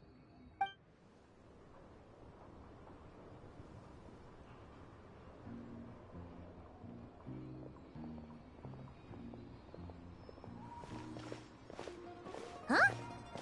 So much for repair? You've swapped our train out for a whole new model! My plan was to restore the train to its original appearance per my records as quickly as possible. Now that the repairs are complete, the train offers optimized performance and a significantly improved trendiness level. Huh. Didn't know trendiness was a parameter. According to my calculations, parameterization is the most effective way for the Eye of Grey to understand trendiness. Hyperborea, huh? I'm sure I've heard of that in a story somewhere. What an incredible little gadget you are.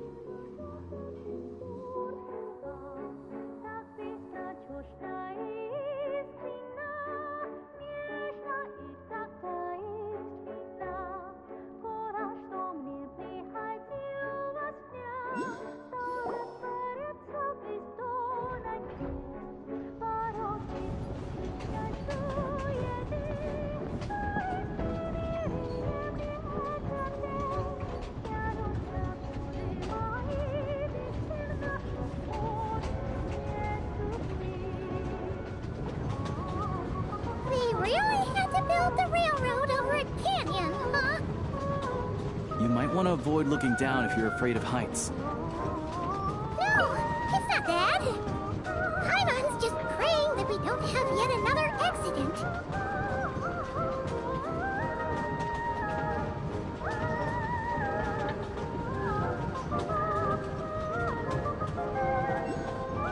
That mountain is breathtaking.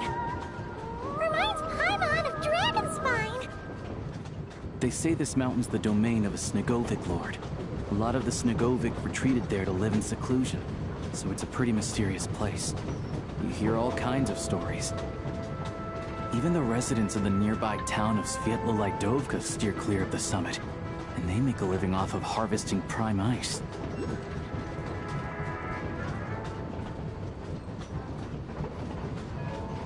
Look, Snezhnograd's just up ahead.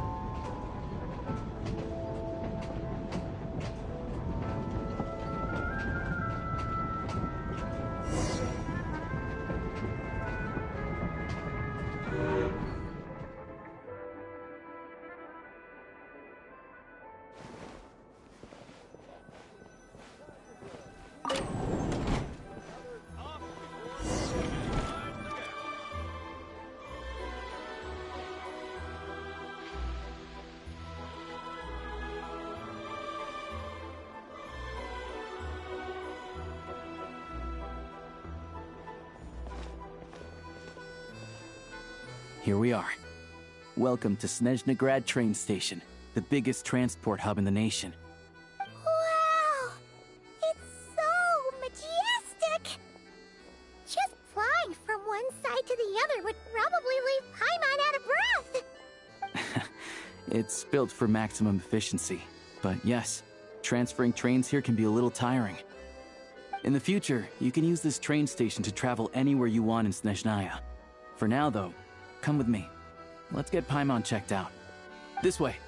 There's a lift car that goes straight to Sapoliarny. Even if I wanted to help, there's nothing I can do.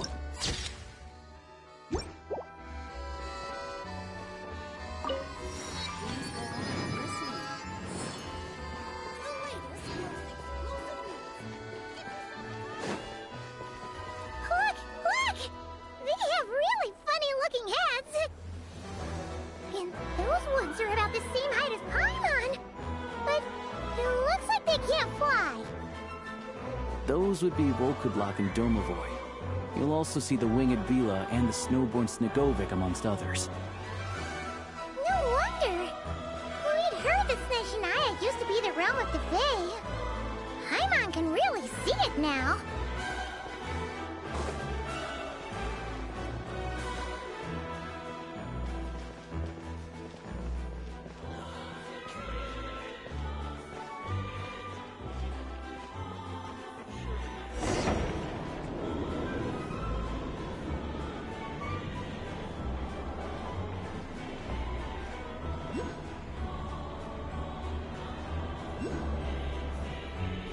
To the left is the market of Zolny. They sell everything there. You can often find some nifty little trinkets. To the right, you'll see the Korolyevsky Theater in the distance. Look at that! Incredible!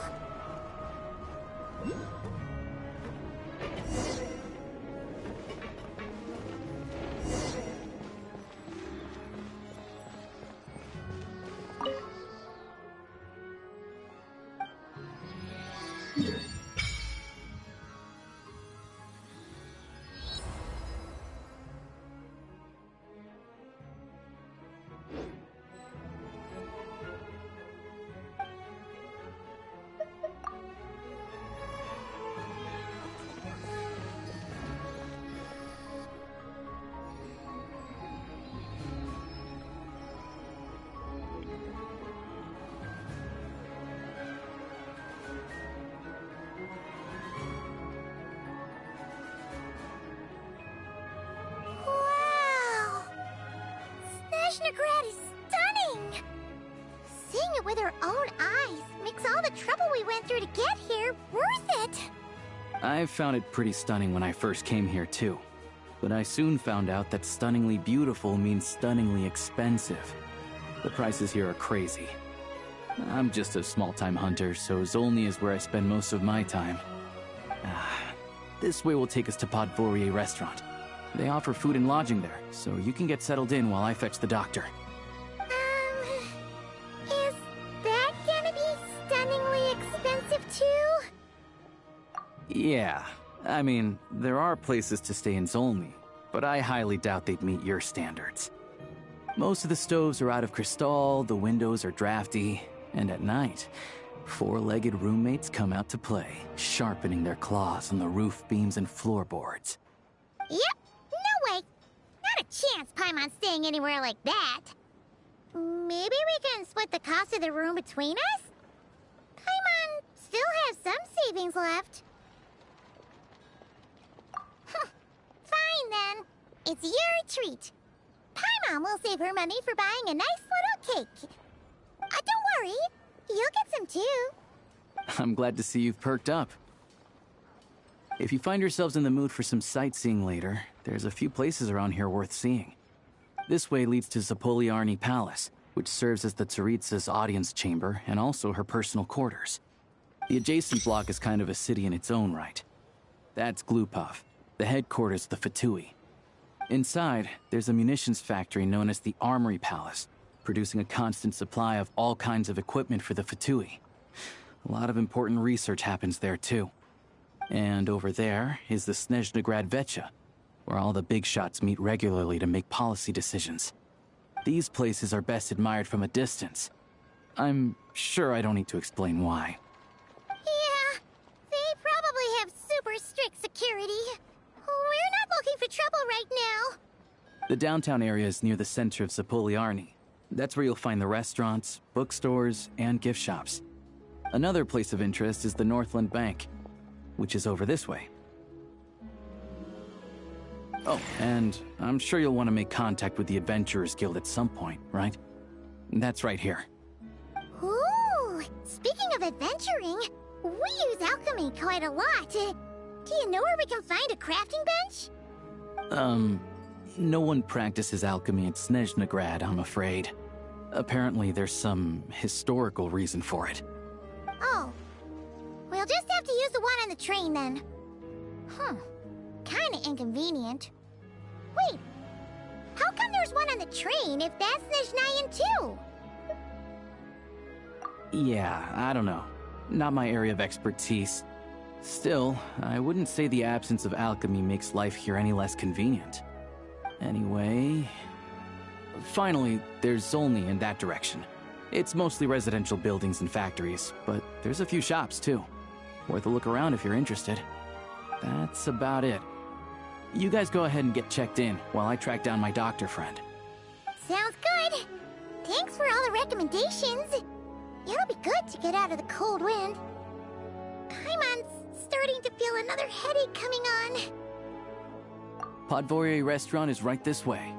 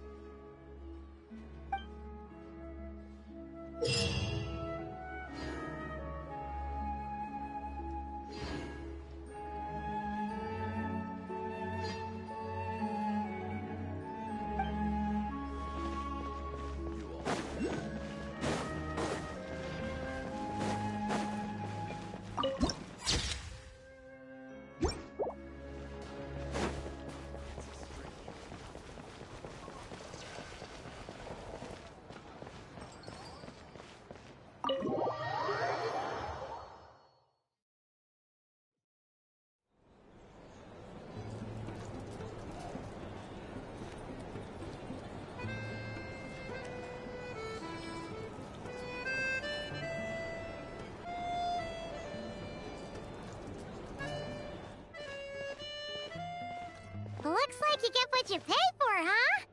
Paimon likes this room a lot. Yeah, much better now that we're out of the cold. Oh, thanks for taking such good care of Paimon. Honestly, she feels kind of bad for throwing a wrench in the works. If this were anywhere else, we'd be out investigating and adventuring by now. But instead, we're stuck here waiting for a doctor. You're right. No need to push ourselves too hard for no reason. A lot happened on our way into the city. Let's review what we've learned so far and try to figure out what to do next. Obviously, the million more question is, what is this Tsaritsa planning? Everything else leads back to that. Sure was. And so far, we've learned that in addition to the 7 Gnosis, her plan also requires a ton of energy. But we won't get to see her anytime soon. Alosha said that she went east to fight that big monster. It must be a pretty powerful one if it can blanket the whole of Snezhnaya in a snowstorm this awful. To be honest, what we're really lacking right now is information. The kind of information that only the higher-ups in the government would know, not word-on-the-street type of info. Paimon can think of a few people who might be able to help us, but... Right! And when we left Nogcry, Sandrone specifically left a message reminding us which side we're on. So, it's unlikely they'd tell us anything confidential about the Tsaritsa's grand plan. Yeah, fair point. Besides, that Glupov place is right nearby. We've got nothing to lose, so it'll be a waste not to go. There's gotta be someone there willing to talk to us, right? Maybe Arlecchino or Sandrone? Or possibly Tartaglia.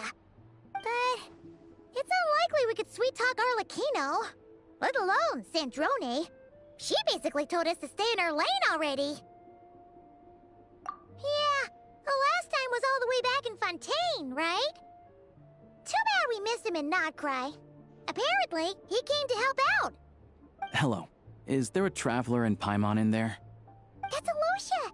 Come in!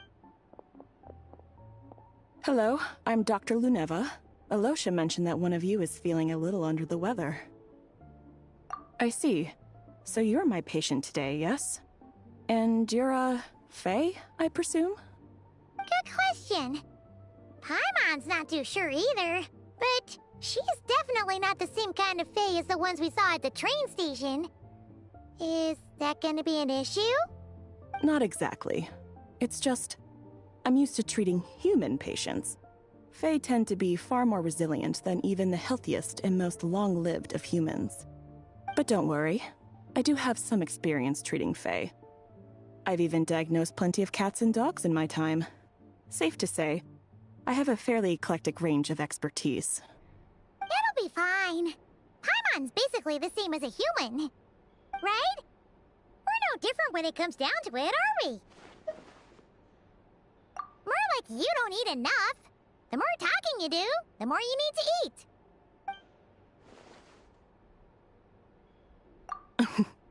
Now, please take a seat.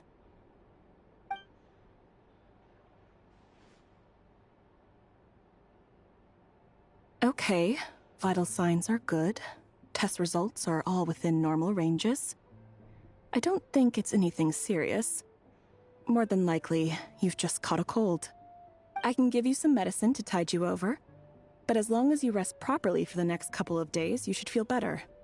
Make sure to keep an eye on your temperature, though. If you find yourself with a persistent low-grade fever, or if your symptoms don't improve, just contact me again. Sounds like there's no cause for alarm. Thank you, Doctor. You're very welcome. Just doing my job. I'll leave you in peace now. Time to visit my next patients. Take care. You heard the doctor. Best you rest up here for a couple days. No sightseeing for the time being. All right, then. Guess we've got no choice. Let's just treat it as a short vacation. I have to get back to it. If you need anything else from the doctor or me, go to the Hunter Trade Station in Zolny. The boss there knows how to reach me. Hey, no big deal. You saved my life in the Shadow Realm. This is the least I could do. See you around.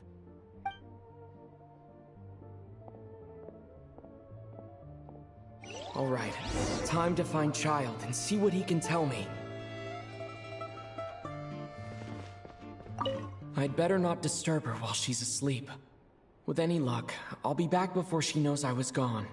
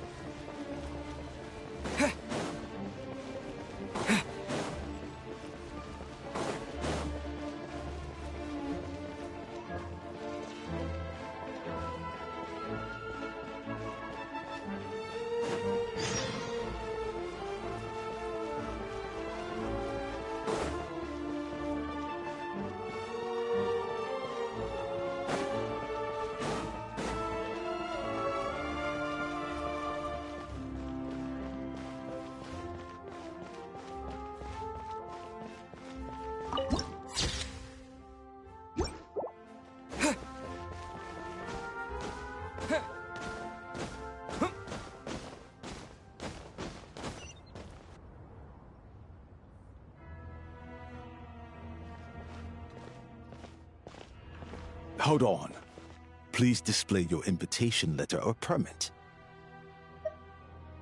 Glupov does not accept meeting requests without a prior appointment. You'll have to apply per the advertised booking process and wait until your invitation letter is issued. Might I ask who you're hoping to visit? Another one who thinks the rules don't apply to them. I don't understand why people think they can just talk their way in here. You don't just show up and land a meeting with a Harbinger. But I have to go through the motions for protocol's sake. Honestly, it's such a waste of time asking when I already know what the answer's gonna be. Wait a moment. I'll pass on your message. If Child is unavailable, you'll have to go through the proper procedure.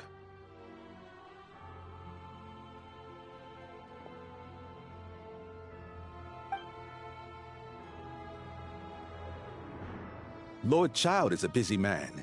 He's probably not in Glupov at the present. If I were you, I'd cut your losses. No point waiting any longer. Even if you two are old friends as you claim, please understand that the Fatui Harbingers are often busy with their official duties. They tend not to stay in Glupov for extended periods. Next time, stick to the rules.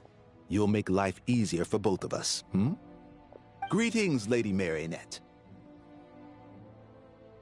I'll take care of our guest here. It's his first time in Snezhnaya, so it's no surprise that he doesn't know the rules yet. I trust no choice words have been exchanged.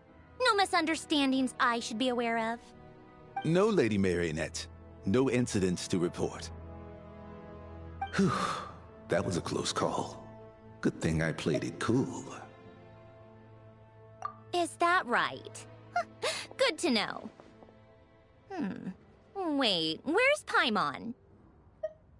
Under the weather? That's hard to imagine. She's always buzzing with energy. I take it she's still adapting to the climate. Happens to a lot of people. It's even colder here than in Nodcry. Has she seen a doctor? I can get you one if you need. All right then. Well, let me know if you run into any other problems. Why else? I was just about to sit down for some much-needed tea time when I heard that an old friend of Tartaglia's had shown up outside. No appointment, nothing. And, as obnoxious as it may be to show up uninvited at Glupov, I couldn't help but take pity on the poor soul who was waiting outside in vain. So I had no choice but to abandon my freshly brewed piping hot tea and come to see this mystery guest for myself. Well, I felt our time working together in Nodcry warranted some courtesy. I couldn't exactly let you freeze to death out here in the wind. Unfortunately, I can't invite you inside either. The rules of Glupov wouldn't allow it, and as a harbinger, I have to lead by example. On the plus side, Snezhnograd actually has some class, unlike Nasha Town. Torchlight Books has a very nice selection of teas and cakes, so we can catch up there. Your treat, of course. Because I already wasted one perfectly good cup of tea today. That's why.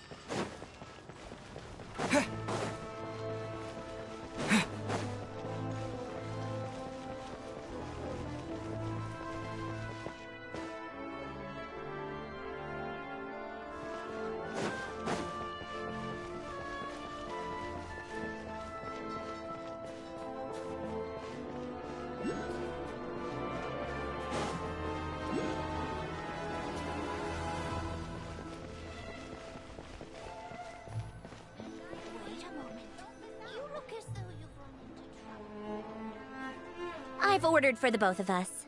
No objections, I assume. I'm sure you trust my taste. Okay, let's get down to business. I'm guessing you don't actually have any urgent business with Tartaglia, per se. You just want information, right? Wanna take a guess? Of course you'd say that. You shouldn't underestimate Counselor Tartaglia, you know. That's right. I'm sure you've heard of the Snezhnograd VII by now. Well, he's busy preparing some paperwork for their next meeting. They'll be discussing yet another extension to Project Stuzha. It's basically all anyone cares about in the VII these days. Yeah, he's more of the shoot first, ask questions later sort, isn't he? It all started with a very detailed letter that Capitano left for the jester, Piero, before leaving for Natlan. In that letter, he detailed the future arrangements for his subordinates. All of his key people were reassigned to Tartaglia. I guess he'd already prepared to leave us for good all the way back then. But Piero didn't reveal the contents of the letter until the events in Natlan had concluded. That was his reaction, too. Why me? With a bewildered look on his face. He'd always assumed Capitano looked down on him. He was a man who kept his thoughts to himself and barely spoke to him the whole time they'd known each other. But he occasionally brought Tartaglia along to my tea parties back in the day. So to the rest of us, it was clear that Capitano had quite a lot of respect for his young comrade. By the rest of us, I mean my tea party regulars. Arlecchino, Rosaline, and... actually, not Columbina. She was probably oblivious to it. Anyway, then the Liu-S situation happened. Normally, it took a lot to get under Capitano's skin, but that time he was furious. It's not really my place to talk about it, though. You can ask Tartaglia about it sometime. Basically, Tartaglia probably had the wrong idea about Capitano all along. Right up until Piero revealed the letter he'd left behind. Capitano believed that despite Tartaglia's immaturity, he showed great potential. Plus, he possessed a kind of purity rarely seen among members of the Fatui. Yeah, it's one of the few things that I'd agree those two have in common. But there's one other reason why Capitano chose Tartaglia to assume command of his troops. He knew that after he was gone, several of the others would swoop in on his army like vultures. With the ones who stood to benefit the most being the Rooster, Pulcinella, and Regrator, Pantalone. Once they divided Capitano's troops between them, they'd be more powerful than ever. No one would be able to stop them. So, you can see why Capitano chose to hand that letter to Piero, right? Exactly. Piero also needed to back a Harbinger as soon as possible. And, all things considered, Tartaglia was the best choice. Even though Tartaglia has had the support of Northland Bank for a long time, he and Pantalone are ultimately not cut from the same cloth. I'd say Capitano made a good judgment call. Anyone else caught in this situation would probably feel like they'd been hung out to dry. His best course of action will be to distance himself from any shady business, while still maintaining friendly relations with Pantalone, but seeking Pulcinella's support at the same time. What's the point in having a tea party if you don't spill a little tea? Besides, none of this is confidential anyway. Ask any journalist out there. They'll give you all the lurid details. You'll see it firsthand if you ever sit in on a session of the Snezhnograd Vecha. All the factional strife, whether open or unspoken, it plays out for all to see in that one little room. Having a voice in the Vecha is the only way to steer policies in your favor. So, every person in that room represents a particular interest group. Pantalone, for instance, represents the financial sector, and Tartaglia represents the Fatui soldiers. Personally, I have no interest in political jousting, but since I have a number of engineers and researchers under my command, I have to make their voices heard. Then there's Pulcinella, the linchpin of the Vecha. He represents politics itself. Everything involves him, so nothing can bypass him. Any issue that comes up, he knows how to mediate. That's what the Tsaritsa values most about him. I'm starting to see why everyone is so frustrated with the way things are, but also powerless to change it. A complex web of interests connects all parties involved, and the Tsaritsa sitting at the top adds another layer of complexity. It must be nearly impossible to come up with a perfect solution. All right, I'm done carrying this conversation. Time for you to answer a question of mine. You must have known that you can get the info you needed from me. So why was Tartaglia the first person you asked to see and not me? Huh? Jealous? As if. Wait. Oh, I think I know what it is. Columbina passed on my message to you before you left Notcry, right? I only meant you should be mindful of which side you're on. Is that actually why you didn't ask for me? Because you took that to heart? You... fair enough. It's not your fault. I blame all these politicians I've been hanging around with lately. Always beating about the bush when they talk. I guess it must have rubbed off on me. Anyway, just ask for my help next time, okay? Little things like this are no problem. Lady Marionette. What now? Can't you see I'm on my break? Whatever it is, just leave it on my desk. I'll look at it later. Sorry to disturb you during your break, ma'am, but I'm afraid it's an emergency. Isn't it always? I've told you before, fixing the tracks and transporting ice blocks does not constitute an emergency. The equipment in Svietlo-Lajdovka is in urgent need of maintenance. With how the weather's been recently, we suspect that the cause is a buildup of snow, exceeding the maximum weight limit. The supports on one of the machines broke and fell, awakening a dormant beast and leaving many of the ice miners trapped in a nearby ice cave. Luckily, Odette's team was nearby and launched a rescue operation, but we're still facing a severe manpower shortage for both the rescue and engineering teams. I guess that's it then. Our tea party will have to end here. I'm the only engineer you'll need. Do you actually want to come with, or are you just saying that? Nice of you to return the favor. I'll have a couple of people look after Paimon. They can let her know that you had to step out for a while. Given how urgent this is, I'm sure she'll understand. And honestly, I'd rather have your help than anyone else's. Between your skills and experience, you would be reliable help. Then let's go. You, take 2 people to Pavoye restaurant. Find his room and watch it like a hawk until we get back. If anything happens to Paimon, you'll be answering to me. Yes, Lady Marionette.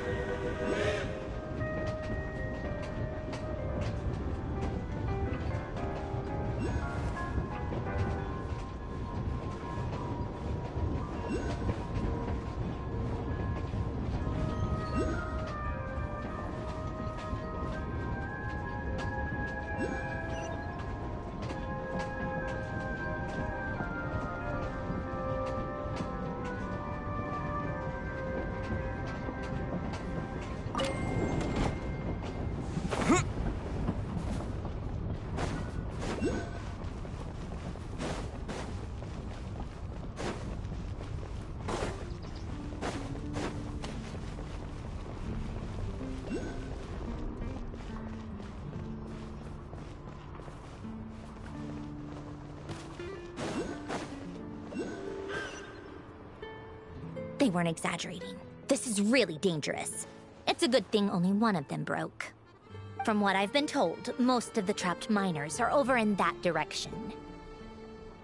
Yeah, you do that while I check the rest of the equipment. I'll evacuate the people around here as I go. Meet me back here as soon as you're done.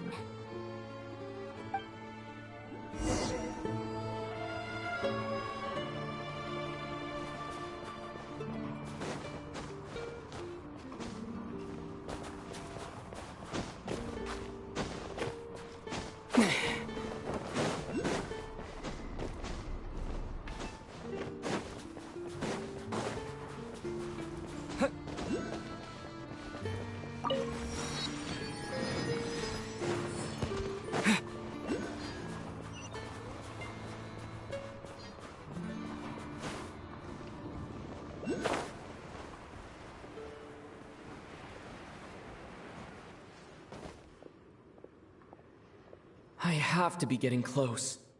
Don't go any further.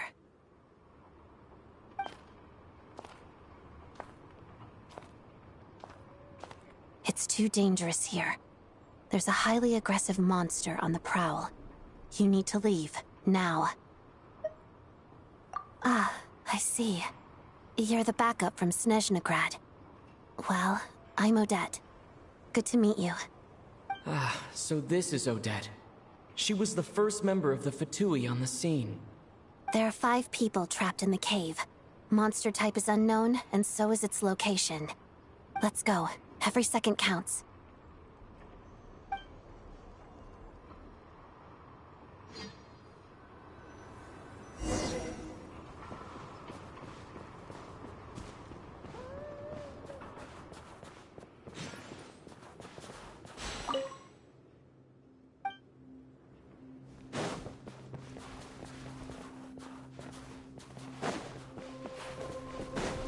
Careful. Something's moving.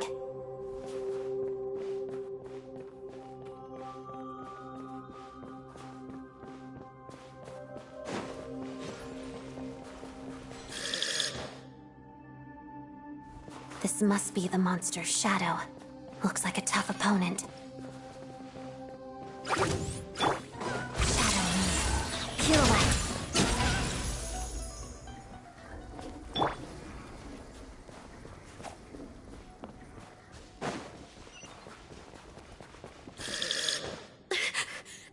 Stay back!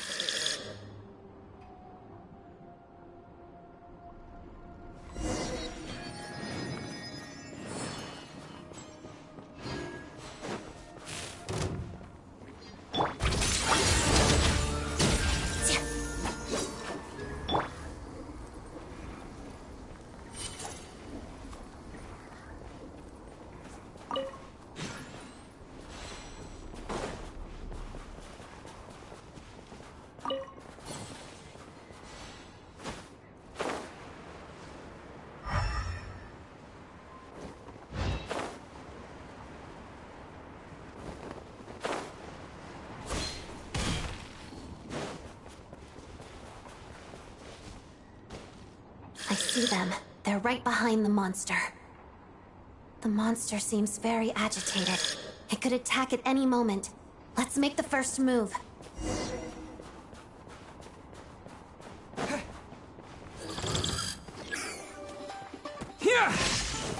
Let's begin. Walks of the snowflakes.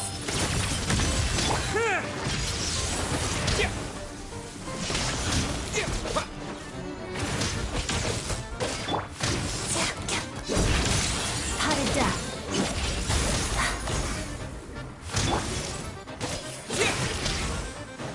Lightning flash! Witness the snow swan's grace.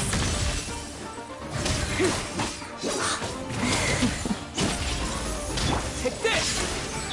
Shadow me.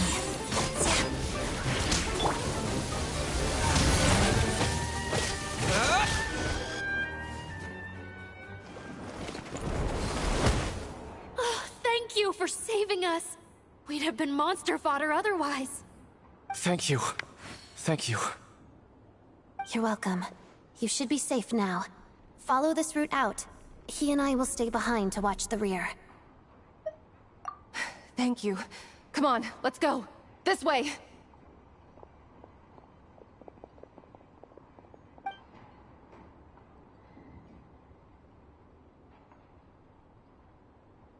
I've searched the area. Pretty sure the monster made a tactical retreat. Yeah, but with us here, it won't be coming back anytime soon. It may be small, but don't be fooled. It's a ferocious beast. People are just food in its eyes. It's lucky we got here when we did. The trapped miners have been successfully evacuated. Time for us to leave. Wait, this place.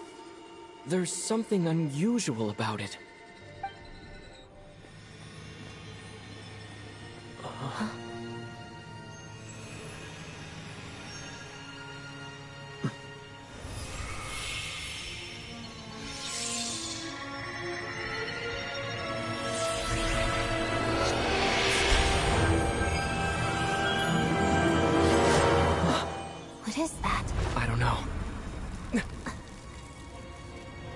It's back? Guess it has family.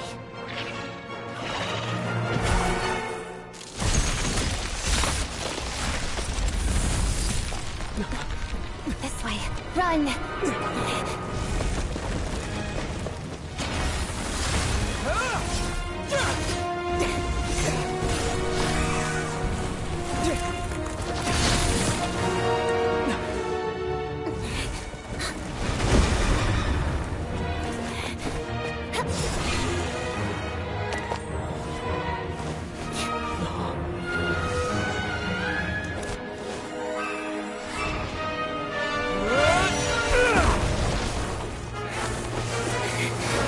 Thanks. Let's get out of here.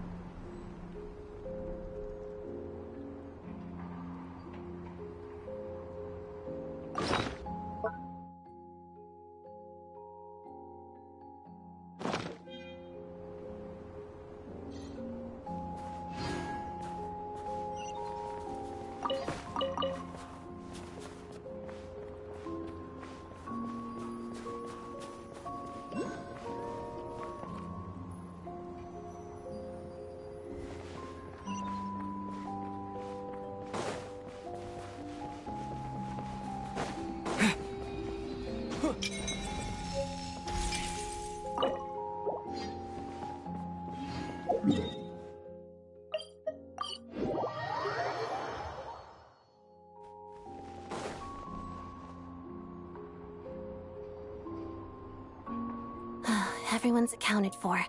We managed to rescue them all. We also placed a sign at the entrance to the cave, warning people to stay away. You really held your own today. I still don't know your name. Don't think I've seen you before.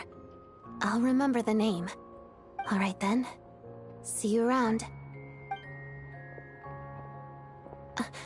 Hello, Lady Marionette.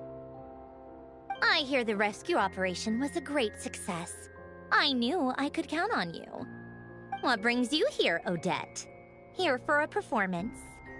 No, a Fatui mission. I happened to be nearby and heard the crash. She hasn't introduced herself then. Odette is the prima ballerina of Snezhnograd.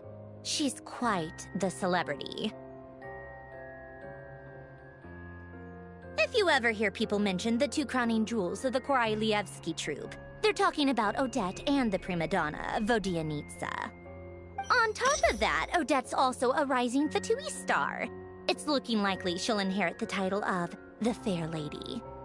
She learned all her combat skills from Rosaline herself. Used to be one of her most valued subordinates, too. You flatter me, Lady Marionette. If she's Rosaline's protege, that makes me... Never mind. There's no need to bring it up. No point making things awkward. How's progress on your end, Lady Marionette? Equally successful. I finished reinforcing all the equipment. Took me a little longer without Polonia's help. But the outcome is the same, of course. Even if the heavy snowfall summoned by that monster lasts for another 3 months straight, this equipment won't give way. All right, now that we're done here, it's time to get out of this blizzard. Sure, but Snezhnograd will send someone to investigate and draw up a relief plan. And I guess I'll have to write the incident report myself this time, since it involves a mechanical malfunction. First, Pantalone needs to approve the budget, then Pulcinella has to sign off on the plan. Once they've argued it out and reached a compromise, we can move forward. That's the rough process anyway. Could take anywhere from a couple of weeks to a couple of months, depending on how smoothly it goes. Yup, nothing we can do about it. There's a whole stack of incident reports like this back at the office. The snow has eased a little for now, but there's no telling when that will change with that monster still at large. Fuel for heating is in short supply, and relief is weeks away. There's no immediate threat to life, but still, it just feels like there should be a better way. Hey, quit daydreaming. Let's get back to Snezhnograd. When did you get a new sword? I found it in a cave. It handles pretty nicely. You have a strange affinity for secondhand swords.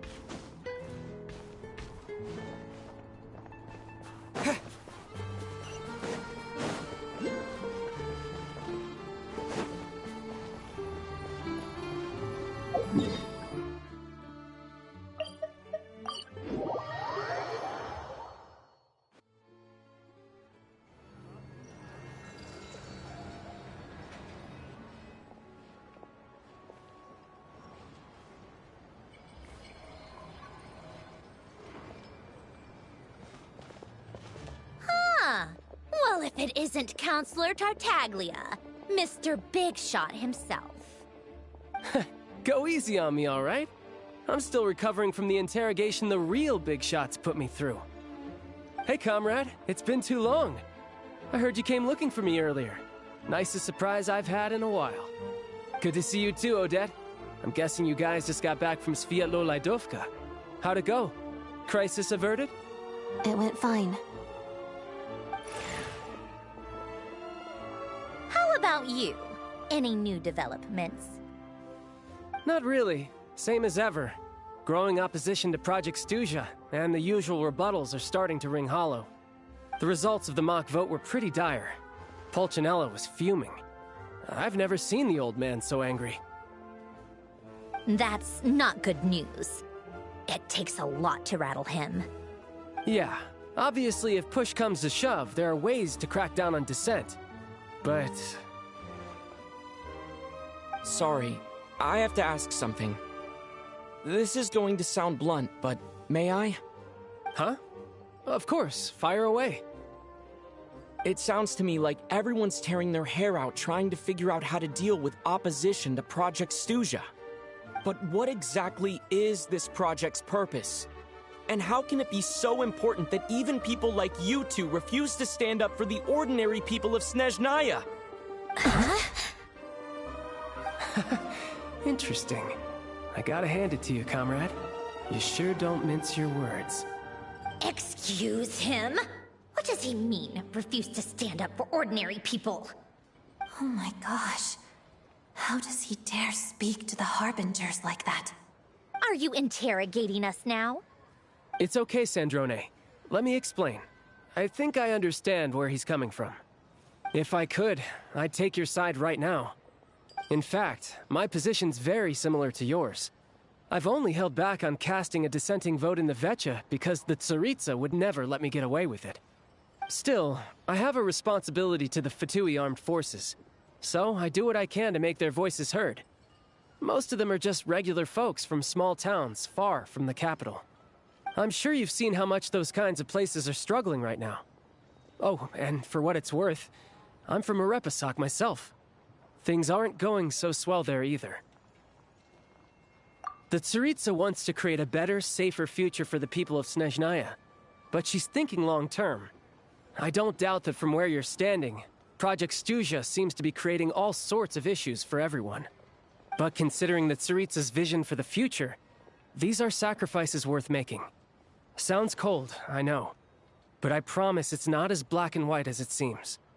Maybe Sandrone and I can't oppose Project Stuja outright, but we're constantly raising our concerns in Vecha meetings. And even though we can't put an end to it, there are plenty of other ways to make a difference.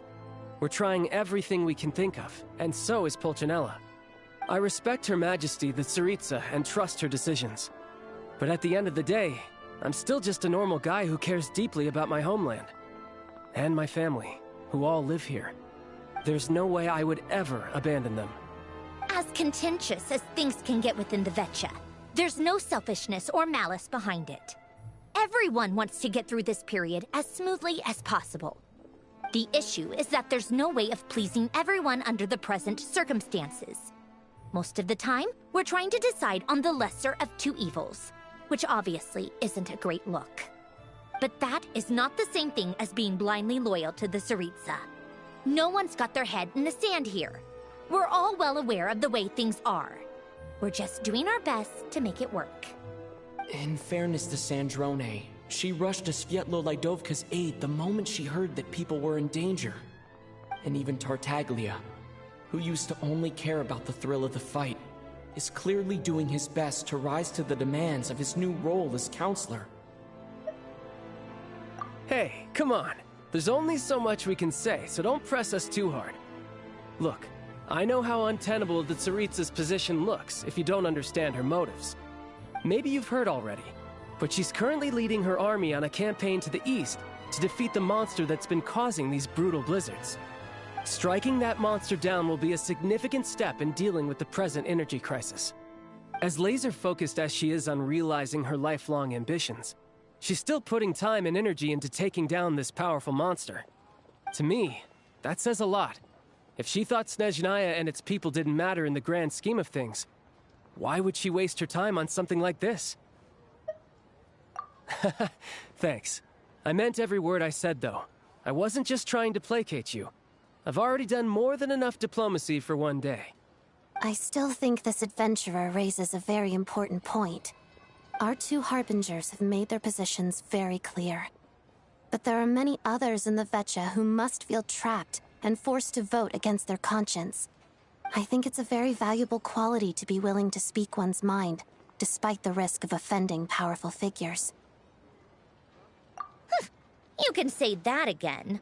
I highly doubt we'd feel the need to explain ourselves so much if we didn't know you so well. Forgive me, adventurer, but might I be so bold as to ask about your background? How is it that you can converse so openly with two harbingers? Oh, haven't you been properly introduced? Easier said than done. I like to think I'm not the kind of person who goes around busting open people's old wounds. I've only learned his name so far, and no details of his experiences. Is something wrong? Uh-oh. Is there no avoiding the subject of Rosaline? No, it's just... all right. I guess there's no getting around it. This is the world-renowned traveler, who helped resolve the storm terror threat in Mondstadt, cleaned up after the mess I made in Liyue, and then went to Inazuma, where there was a duel before the throne, in which the traveler defeated Rosaline. Oh. I'm sorry. I didn't think you two would be seeing much of each other, so I figured it wasn't worth bringing up. It's fine. It was a long time ago. It's fine. Sorry. I just remembered that we have a rehearsal coming up. Please excuse me. I should get going.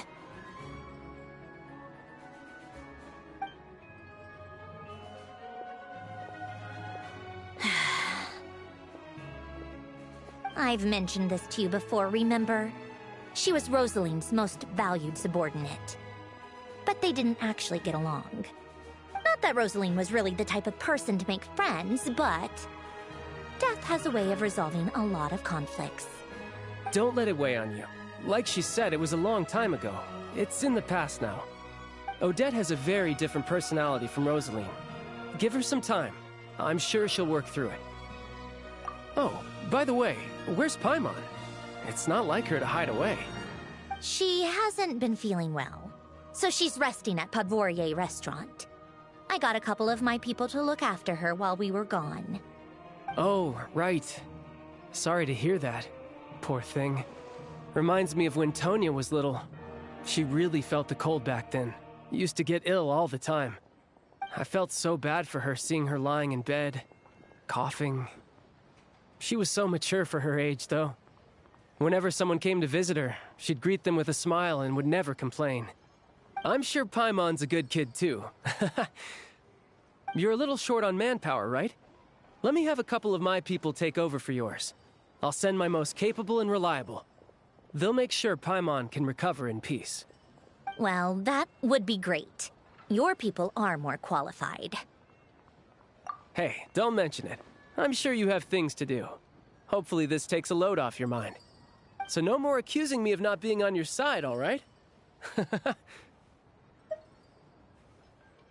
Already? That was quick. I'm afraid I can't help you there. Our director's recent movements are confidential. Even we're not in the loop. If you hadn't told me, I never would have known he'd gone south. I assumed he'd been in Glupov this whole time. Well, I guess I'd better go sort out Paimon's security situation. I have some other work to catch up on at Glupov anyway. Me too. I have an incident report to write up. Let's leave it there for now. I guess everyone's in a difficult position. But Tartaglia's right. I have things to do. Things I want to do. And things I ought to do. To start with, I should ask Alosha if he knows any way to help Svietlolaidovka.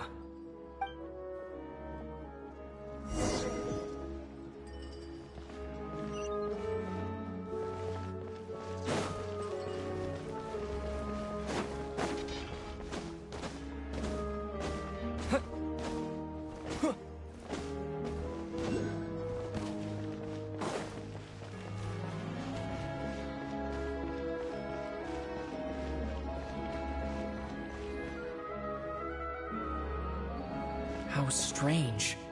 This sword seems to be vibrating of its own accord. It's a very faint vibration, but it's getting stronger as I get closer to the statue of the Seven. Does this sword have some connection to the statue? But all it does is vibrate, even when I touch it. That place I got this sword from was definitely out of the ordinary. Maybe I should try channeling the power of cryo.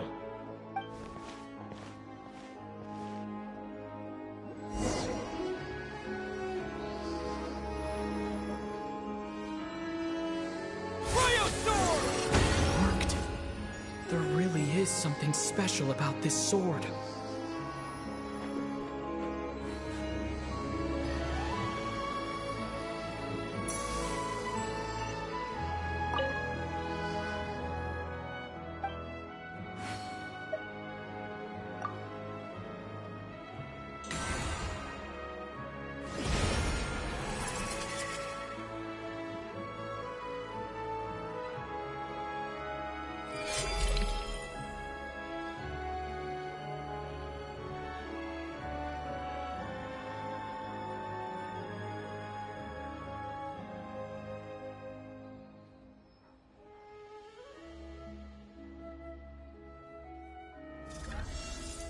I don't really understand what just happened, but I'm pretty sure this sword just got a little more powerful. I'll have to try the same thing again when I come across another statue of the Seven. In the meantime, I'd better go find Alosha.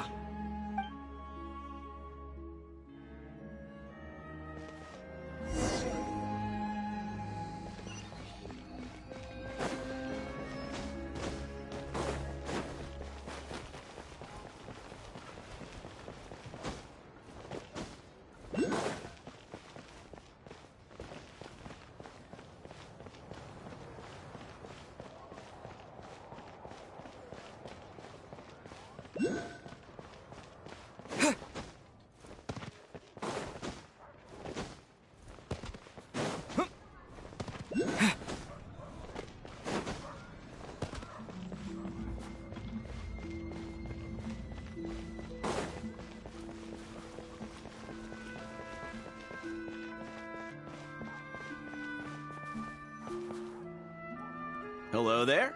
How can I help? Ah, sure thing. Give me a second. I'll go fetch them for you.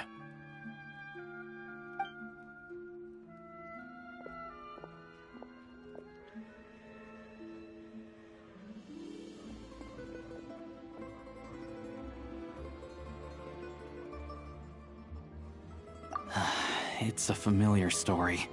I've had similar experiences. Although Snezhnegrad doesn't deliberately delay or withhold relief, those first few days of waiting for help are always the hardest. It's a fundamental contradiction. If emergency relief can't be delivered in time, what's the point in even calling it emergency relief? Not necessarily. I think there's a good chance that Kresnik Crystal from Stratomoros will start flowing into the market. When we resolve Stratomoros' energy issue, it's like we open the floodgates. A huge backlog of Crystal is now available to the townspeople. There's no way they can use it up at once. A lot of them will probably stockpile it and slowly work their way through. Probably a good idea, since energy prices are only going to keep rising. But there will always be people who urgently need Mora. Exactly. At the current prices, selling Crystal is an easy way for an ordinary person to make a fortune. Hey boss, how much do I have left in my account? 1 second, let me check. So, you're planning on buying the Crystal out of your own pocket? Yeah. I don't know if I have enough, so I'll chip in a little extra and buy as much as I can afford.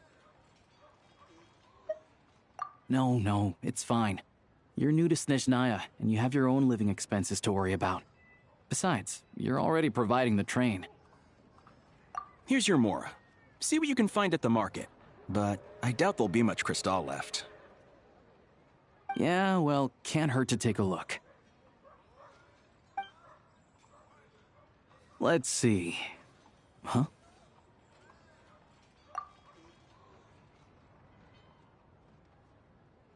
Oh, Alosha, and...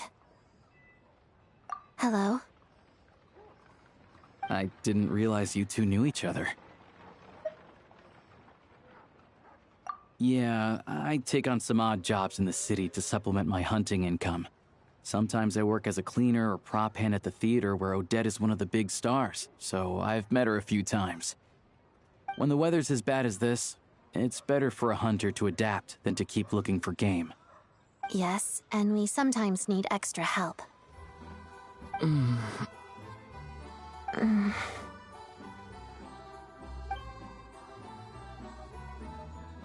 Wait, why is the atmosphere so awkward? I thought things went pretty smoothly in Sviatlo-Lidovka. So, what brings you here, Miss Odette? Looking for some new props? No. After I got back to the theater, I couldn't stop thinking about the situation in Sviatlo-Lidovka. It bothered me so much, I couldn't focus on my dancing. So I decided I'd come here and see if there's anything I can do. You too, I presume. I suppose that's why you're here. I didn't feel comfortable expressing my true opinions in front of the Harbingers.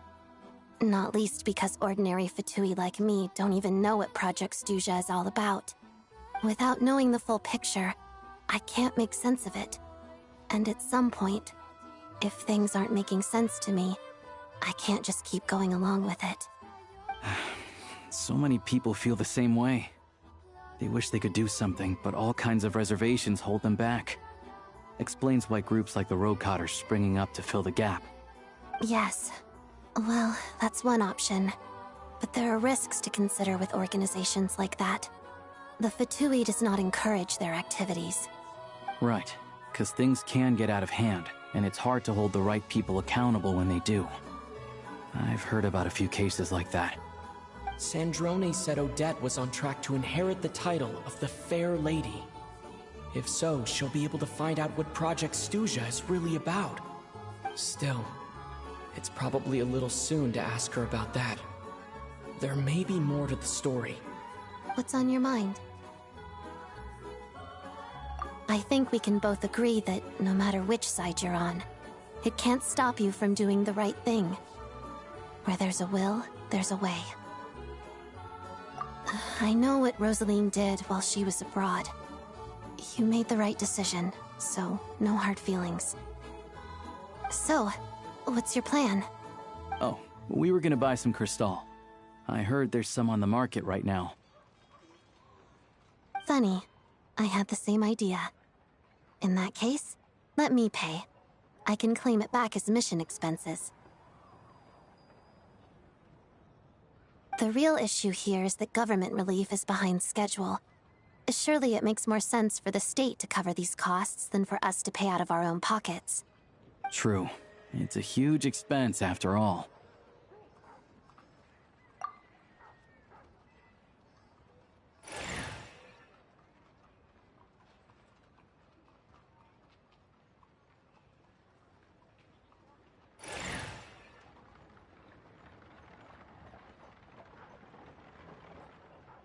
Let me see.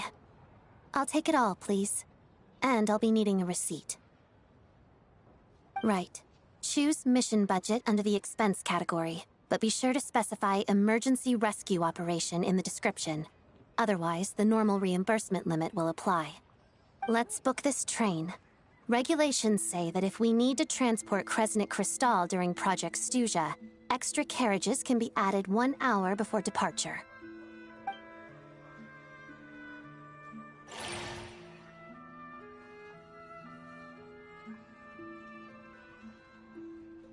That should do it. The train will be escorted to its destination by Fatui guards. This is my first time seeing you handle Fatui affairs, Miss Odette. It seems you're as skilled an officer as you are a dancer. You flatter me. It's only because I've been doing both my whole life.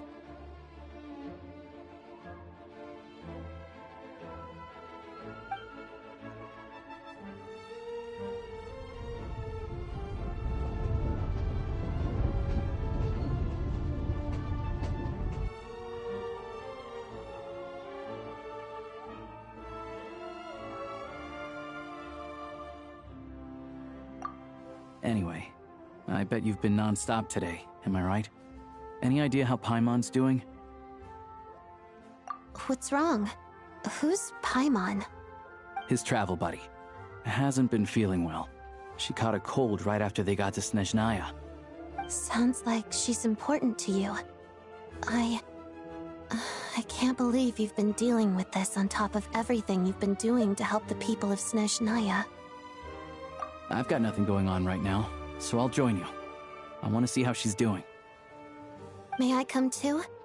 I have some candy that someone gave me back in Svietlo-Lidovka.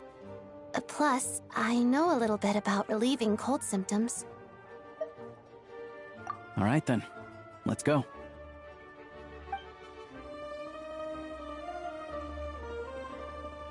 I still don't know what the deal is between these two, but at least the tension seems to have vanished.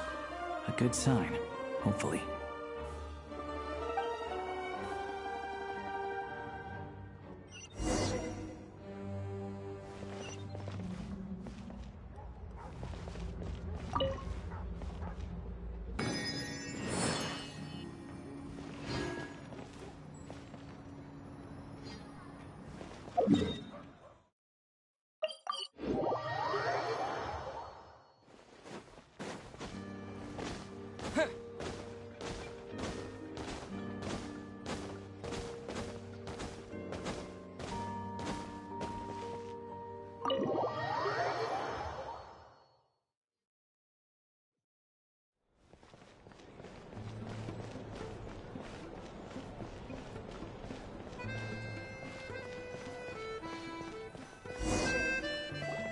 Hello. Sorry, but there's a sick person recovering in this room. Can I help you? What happened? Oh.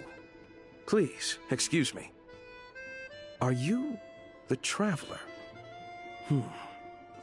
Could I take a quick look at your Adventurer Handbook? Master Child said I should verify your identity.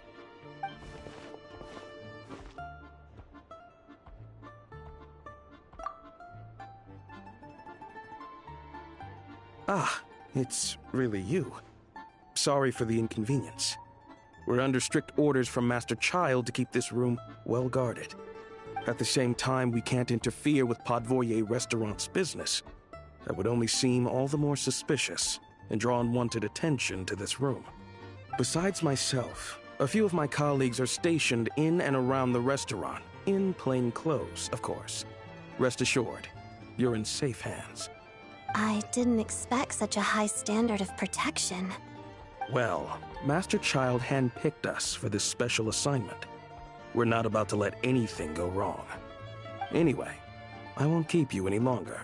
Please, head inside.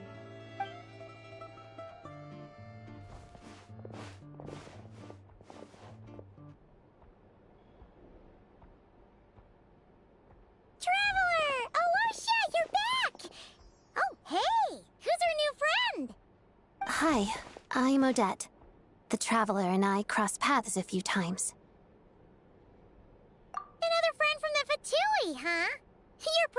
a member yourself by this point.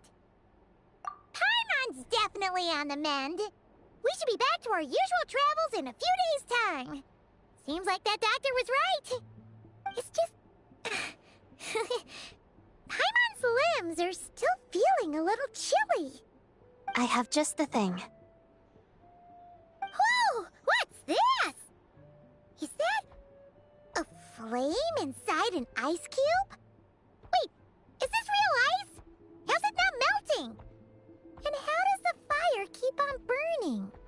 All keen observations. You're right. This is called core ignis.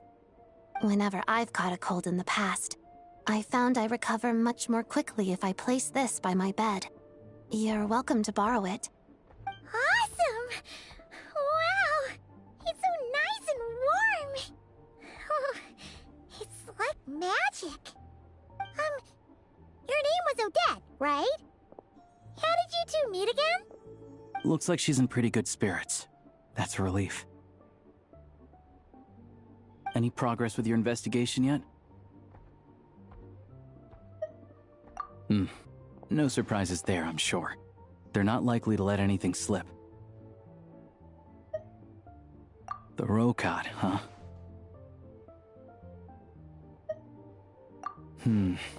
Let me think. Members of the Rokad keep their true identities hidden, but I think there might be someone I can introduce you to. Leave it with me. Meet me at the Korolyevsky troop tomorrow, and I'll tell you how it goes. Would anyone like a drink? I'm gonna head to the bar. Paimon will have... maybe some hot milk? Yeah. Paimon's in the mood for something warm. Enough with the secret chat, you two.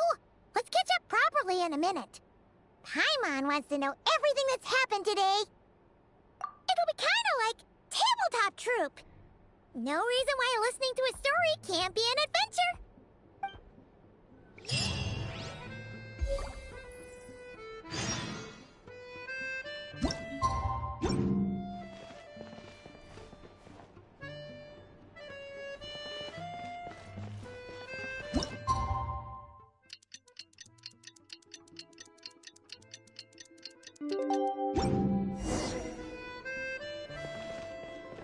The boss is gonna give Paimon a copy of the latest newspaper to read. That should keep Paimon entertained.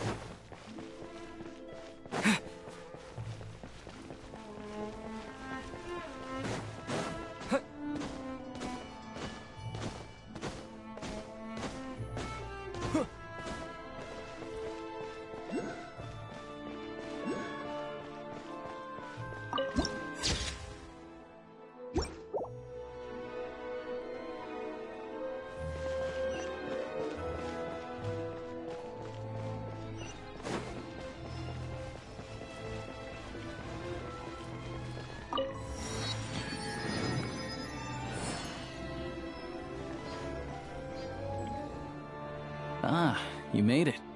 I've got some tickets, and I managed to set something up with the Rokad. It'll have to wait until after the show, though. Happy to stay and watch? I doubt you've seen the Korolyevsky troupe on stage before. Pleasure. Here, this is the way in.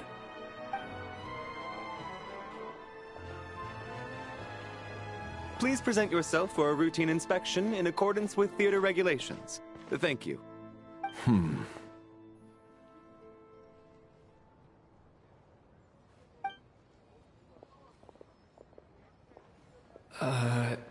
Is that guy with the Fatui? Looks like he's waiting for something. Okay, all done. Thank you for your cooperation. Please, proceed through to the theater.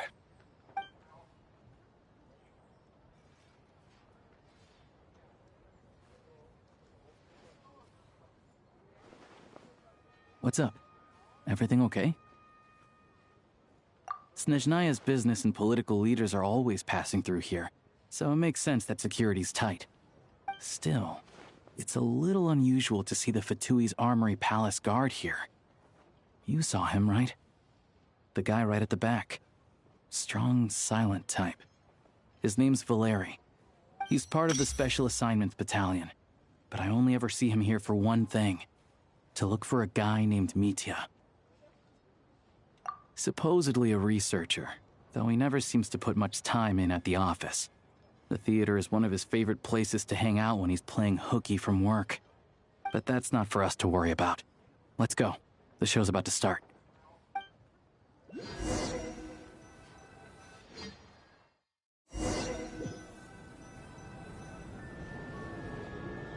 What do you think? Pretty impressive, huh?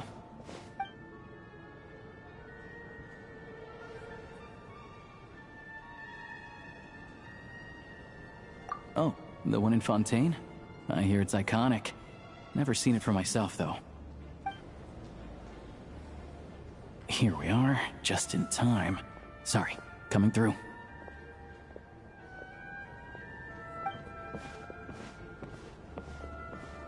Ugh. If you're gonna show up late, keep your mouth shut. What's his problem? Whatever. No point arguing with people like that. Look, there she is. That's who I'm introducing you to later. She's the lead singer of the troupe, Vodyanitsa.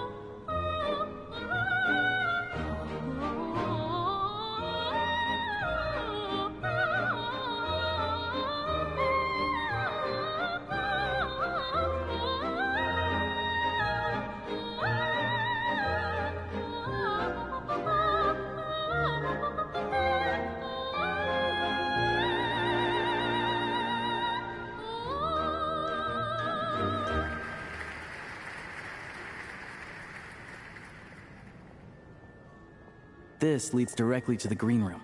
They're expecting us. Vodyanitsa will be waiting for us there.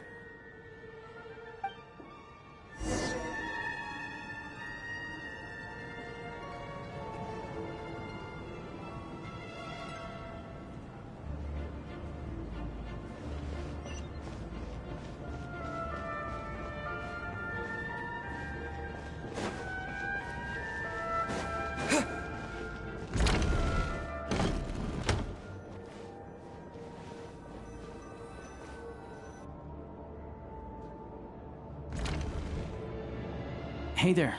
Excuse me. Ugh! Can you believe it? I'm so mad right now. Come in. Oh, it's you two. Huh? You know each other? Oh, wait. Is this who you were telling me about? The one you met yesterday and couldn't stop thinking about? I never said that. Yes, you did. Why are you denying it? It was right before I went on that rant about the moody factory owner. Oh, I remember it so clearly. Might I ask what brings you two here? Oh, I just brought him here to see the show. And when it finished, he was full of praise for Vodyanitsa's performance. So I thought I'd try my luck, see if we could get the chance to chat for a bit. Maybe get an autograph? You work here. You of all people ought to know that's against the rules. It's not what the green room is there for. Oh, what's the big deal? Come on, don't be shy. I can give you an autograph. You can take a picture too if you want. Do as you please. I finished all my shows for the day. I'll leave you to chat.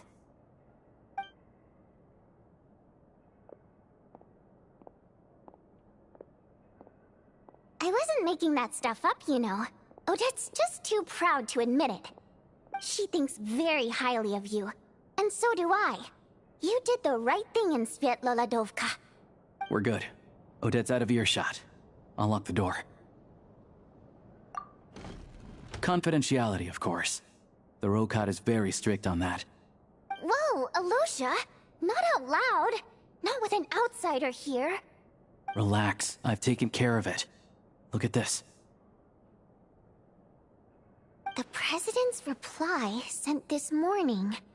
Wait, so he's been approved to join? You told me last night that you wanted to get intel from the Rokat. Unfortunately, Rokat intel is only available to members. But ever since you set foot in Snezhnaya, we've been working together. I've seen the way you work, your character, and your motives. Everything about you is perfectly in alignment with what we're trying to achieve in the Rokat. So I figured I might as well cut to the chase. I wrote a letter to the President explaining your situation, including just the right amount of detail. His approval came very quickly. Of course, it's still your decision whether you want to join or not. We'll respect your choice. Well, assuming Odette was telling the truth and she didn't misjudge you, I guess we don't need to worry about you blowing our cover. Still, you gave me a real fright. I didn't know that's why you came looking for me. So, that stuff you said about admiring my performance, was that just because Odette was here? Did you actually mean it? Now you're talking. That's what I like to hear. Anyway, let me give you a quick rundown of how things work. Like I said, the Rokat is a covert organization, and we hide our identities. Members typically don't meet in person or even know each other's identities. This helps us maintain a high level of independence and secrecy. Because of this, members are basically free to decide their methods without constraints, so long as the outcome of any activity doesn't violate the organization's principles. After all, we don't have any ostensible contact with each other. This way, if anything goes wrong, no one else will be implicated. Beyond the freedom to choose how you operate, it's also your choice whether to act at all. We have plenty of members who have yet to take any action. In short, joining the Rokat in and of itself won't place any restrictions on your activity in Snezhnaya. There's a code of conduct you can read if it interests you. But basically, as long as you don't plan on using your anonymity to go around doing evil, you'll be fine. I tried reading it 5 or 6 times. Never made it all the way through. Even the most lackluster script makes for more interesting reading. Great. Then I'll go grab an official application form. Be right back.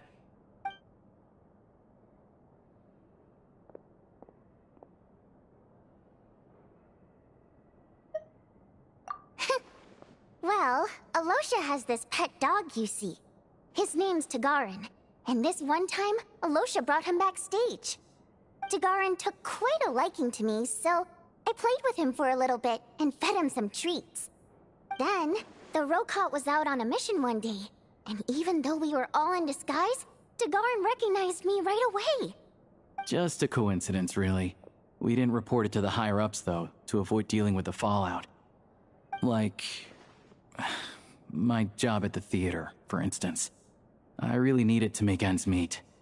By the way, what were you complaining about just before we came in? Did everything go okay with Chuganov? Everything did not go okay. That's why I was so mad. I tried to make some small talk with him before I went on stage to fish for intel about the Iskra manufacturing plant. But he wouldn't take the bait. No matter what I said, he kept dodging the question. And then he started complaining. He said he didn't appreciate his second-rate seat in the stalls because he usually gets a private box. I mean, what did he expect? Everyone knows that if you want a box seat, you buy a ticket well in advance. But instead, he sends me a letter the day before the show when we're practically sold out. I had to juggle things around just to get him a half-decent seat, hoping he would appreciate the gesture enough to share some information. But nope, he didn't give me anything. Yeah, meeting Chuganov in person has definitely been a disappointing experience. Oh, you probably don't know who we're talking about, do you? Chuganov was that older guy you were sitting next to today. I'm sure he didn't make a great first impression on you either. To the citizenry, he's a family man and a kind boss. But our interactions with him tell a very different story. It's one thing to ask for a favor, but he acts like it's his right. He always expects special treatment. Take the ticket situation, for instance. I've actually gotten him a private box in the past. But not only was he not even grateful, now he's acting like I've sold him short this time. Not to mention that he's never paid for a single one of his tickets. And another thing, if he's such a big family man, why doesn't he bring his wife and daughter to see the show once in a while? I've never seen them here, not even once. Calm down, Vodyanitsa. If you won't do it the easy way, we'll have to try the hard way. But first things first. Here's your application form. Go ahead and fill it out.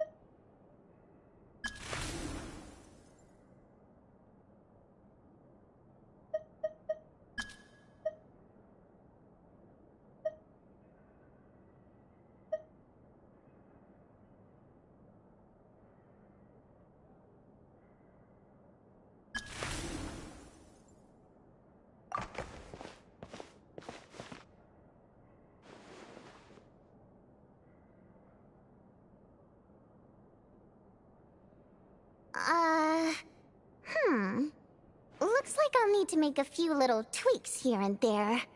But other than that, you're good to go. We'll hold on to this for you. Alright.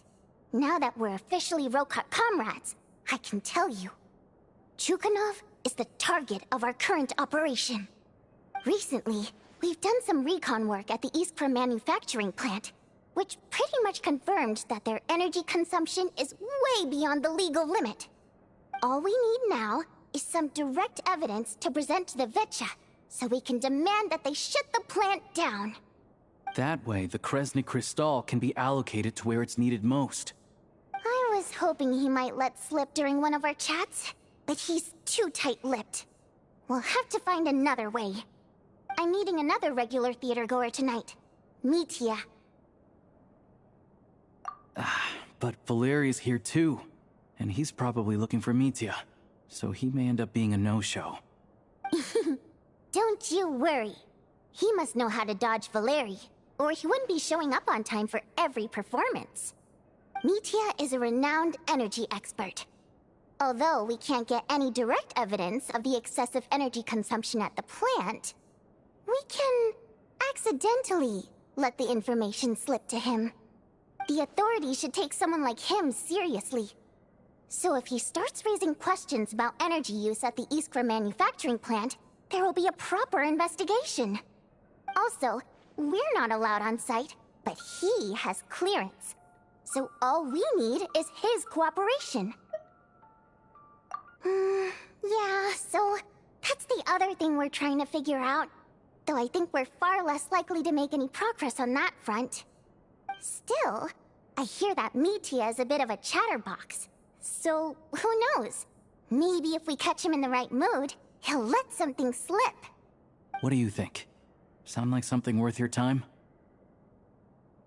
Okay, in that case, you guys find a seat somewhere nearby. Pretend you're a couple of buddies there to eat, and keep your ears peeled for useful information. He's a huge fan, so I doubt he'll have his guard up around me. But you two need to be convincing. If he suspects anything at all, he might stop talking. Sure. Don't worry. We'll make a believable pair of buddies. Perfect! You've sold me already. Now, help me tidy this room up a bit before we head out. Okay. What needs tidying? Everything!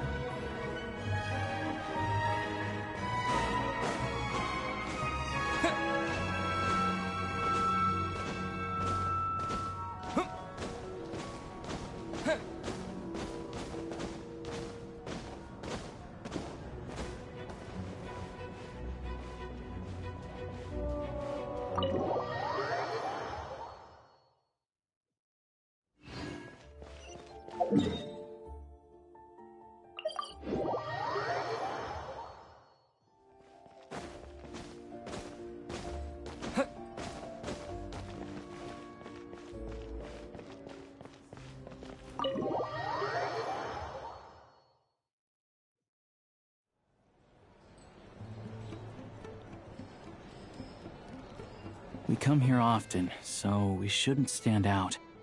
Let's sit here. Now, it's up to Vodyanitsa. Let's see how the conversation goes.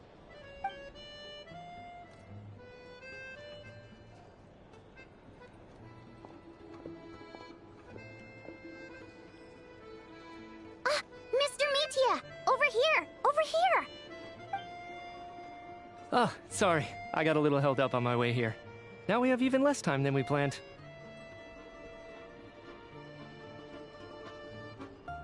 Go ahead and order some snacks and drinks. Whatever you like. Let me see. According to my schedule, we still have 25 minutes left. You're really pressed for time today, huh? I was imagining this would be a leisurely chat. If you'd prefer, we can always reschedule for another afternoon when you have more time. No need. Getting to meet the lead singer is a very precious opportunity for me. I'm not about to pass it up. I've already had to decline your invitation several times because our schedules rarely align. If I don't grab this chance while it's here, who knows when the next one will come around?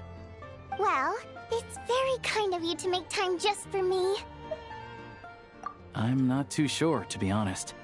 But Snezhnaya's full of weird and wonderful things like that, so people tend not to bat an eye. I'm sure the same will go for the Eye of Grey and Paimon. The reason I invited you out for tea and a chat today was to get some feedback from a true fan of the theater. Well, I genuinely have nothing bad to say. No matter how many times I hear you sing, it never gets old. It always seems fresh and new somehow. Maybe it's because the more times I listen, the more details I notice. Or maybe you simply improve with every performance, delivering it better each time. Thank you! I'm delighted to hear that! Could you give me any specific examples? Oh, yeah. The piece you sang today, for example. Beneath the Frozen River? Hey, what's with you? I'm just praising a good performance. I always used to find that such a bleak and lonely song. But the more you listen, the more you realize that it's not as cold and nihilistic as it appears.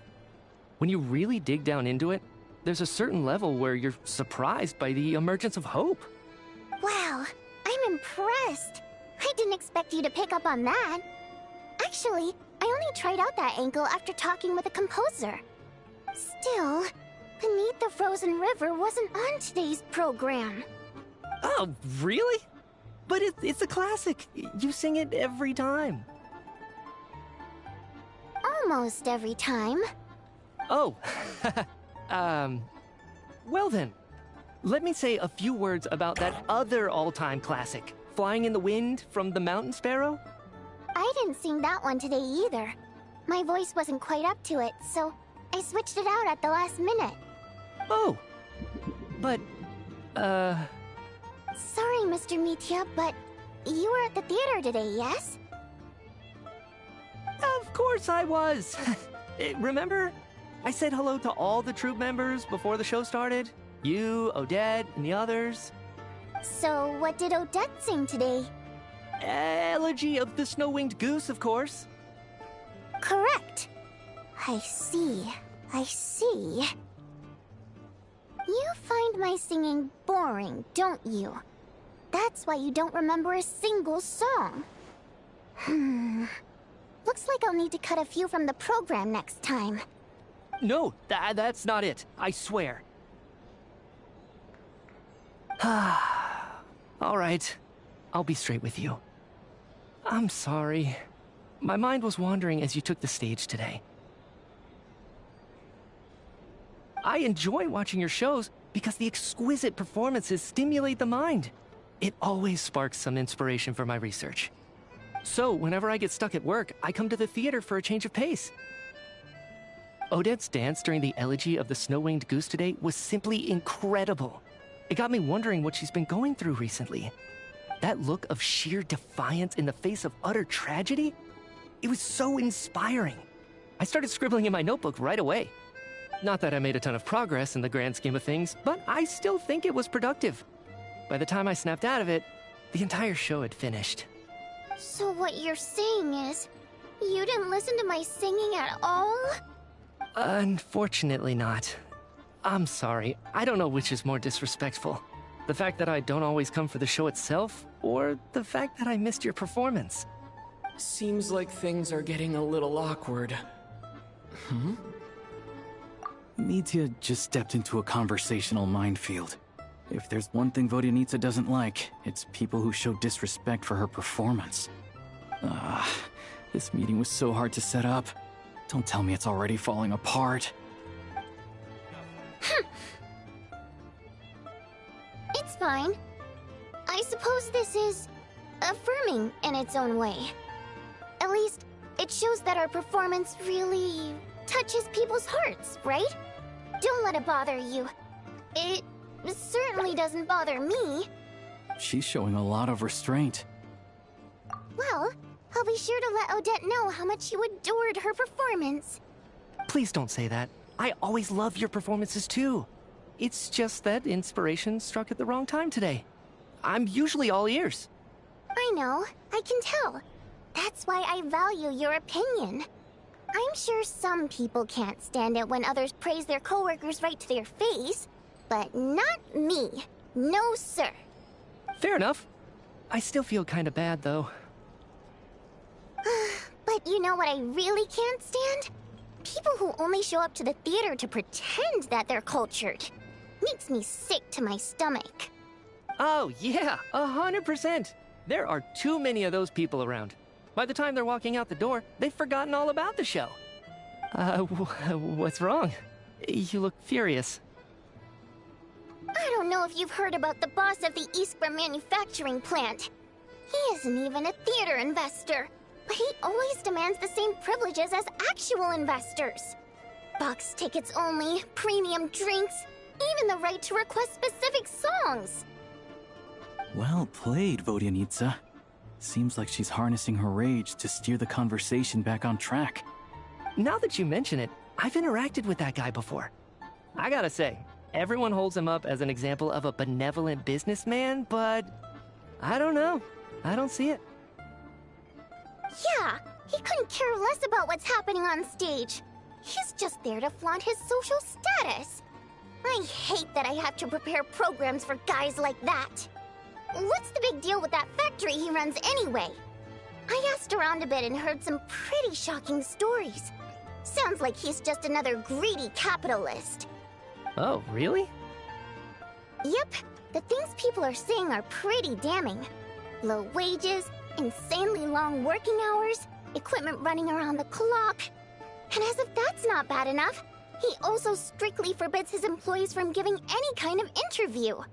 Project Stuja has now been extended so many times, we're at the point where crystal rations for the common folk are barely enough to survive on. Yet he even wants to get his greedy hands on them, just to boost his own profits. If the rumors are true, he's in serious violation of the law. Interesting. So you've heard about it too? What? So it's really true? Who knows?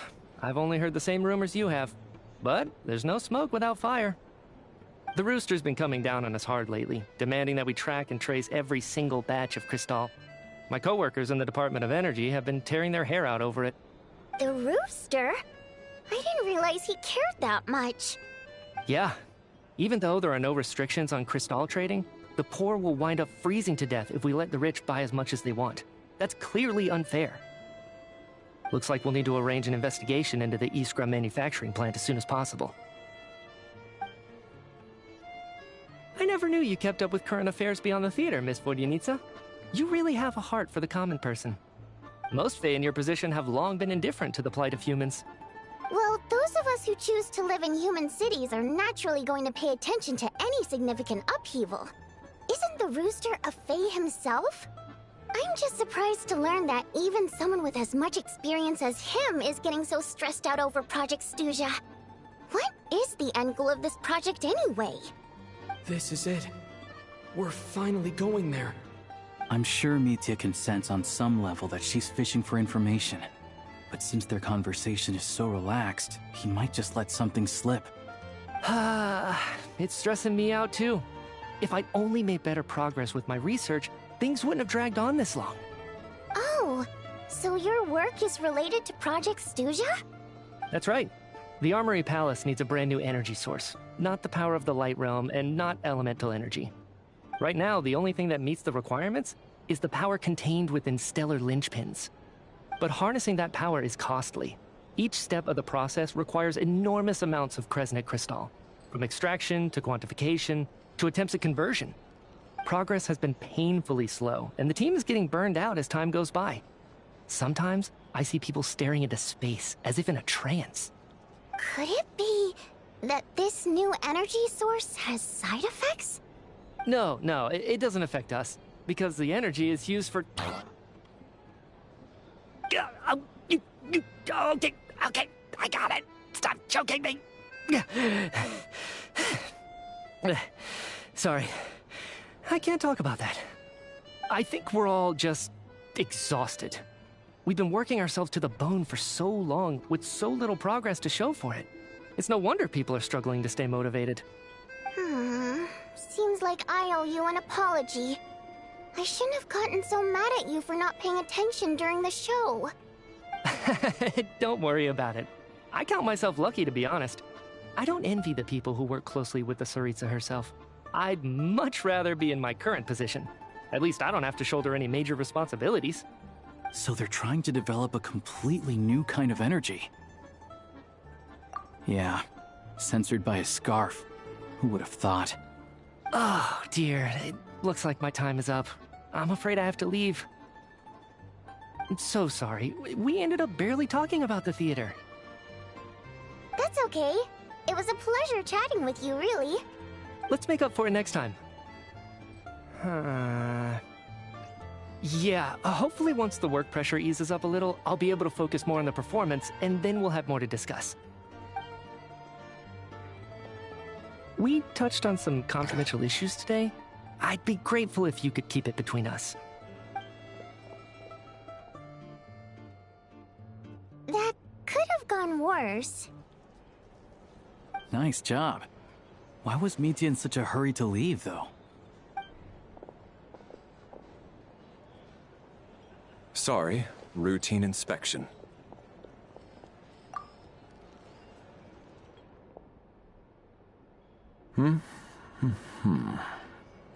Okay, let's go. So he wasn't rushing to get back to work. He must have calculated that Valeri would find him here in exactly 25 minutes. That's frighteningly accurate. One of the main duties of the Special Assignments Battalion is to ensure that important figures stick to their schedules. All right, time for us to get going too. Excuse me, check please. We'll settle our check too, then. Oh, hello there. Mr. Mitya paid the check before leaving. He also asked me to pass on a message. He said it was an honor to share his tea break with Miss Vodyanitsa and her two friends. Wait. So he knew we were here all along? This raises a lot of questions. Did he deliberately mention the new energy source so that we'd overhear it? Maybe his work isn't confidential after all. Maybe the key here is the purpose of this new energy. I guess that's the next thing to look into.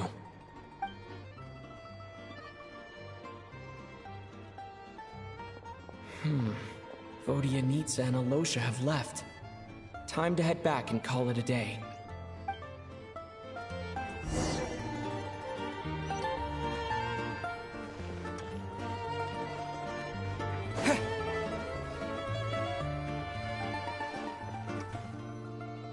You're back!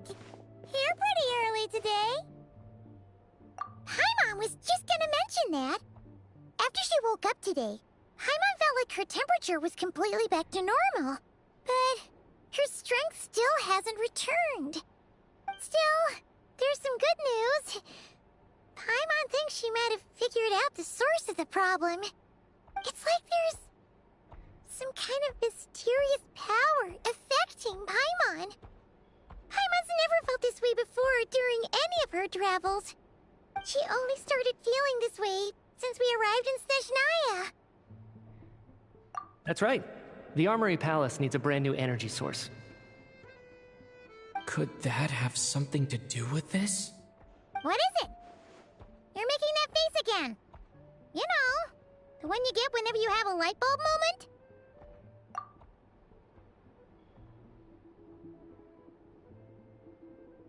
So, they're trying to develop a new energy source here? And you think that might be why Paimon's feeling unwell? Well, Mitya denied that the energy they're researching has any side effects. Although, he did say that people working on the project have been having issues with their concentration and short-term memory. And even so, those are completely different symptoms from Paimon's. It's pretty faint, so it's kind of hard to tell. But, if anything, it seems like it's coming from roughly the same direction as the Armory Palace. Sure, Paimon's with you there. But how, though? The Rokat only has a limited amount of intel. Oh, great point! They argue about Project Stuja every day. If we could sit in on one of their sessions, we might pick up some new leads. Good idea! Oh yeah, while you were out, Paimon tried all the yummiest looking desserts in the Potforia restaurant. This one seemed right up your alley. So, Paimon saved some for you. Come try it once you finish writing your letter.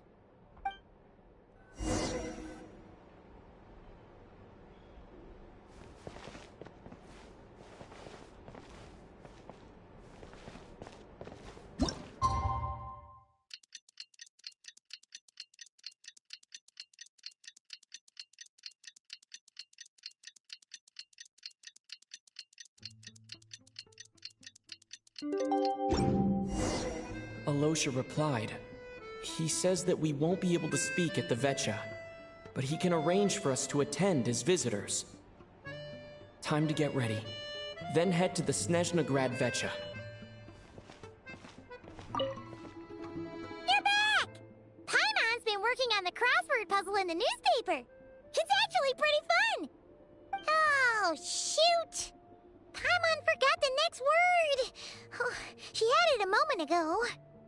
Think, Paimon, think.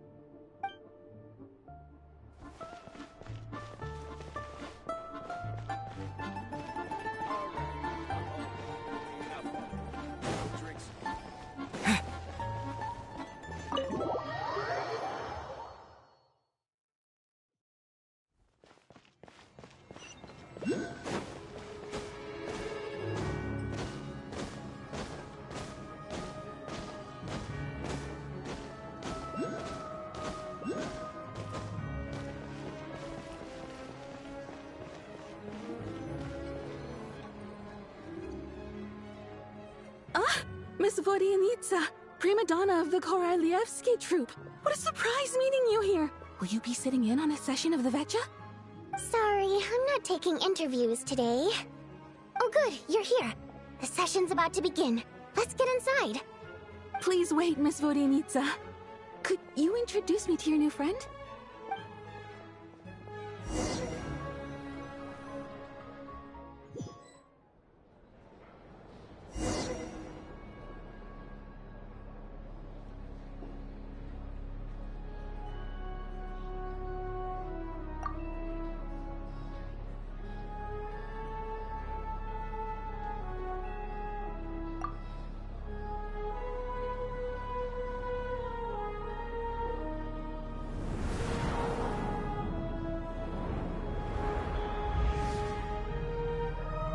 In summary, the energy management commitments made for the outgoing period have been delivered upon. Furthermore, both the production and consumption of Kresnik Crystal show clear signs of stabilizing. The relevant agencies have assessed the present circumstances and determined that the status quo can be sustained until the next period. For detailed statistics, I would refer you to the industry reports that have been distributed to all persons present. It should also be noted that while the recent blizzards have led to a significant increase in people's energy expenses, this is strictly a short-term phenomenon associated with a remotely located monster. Her Majesty the Tsaritsa is giving her full attention to this matter. We should have every confidence that it will be dealt with swiftly and conclusively.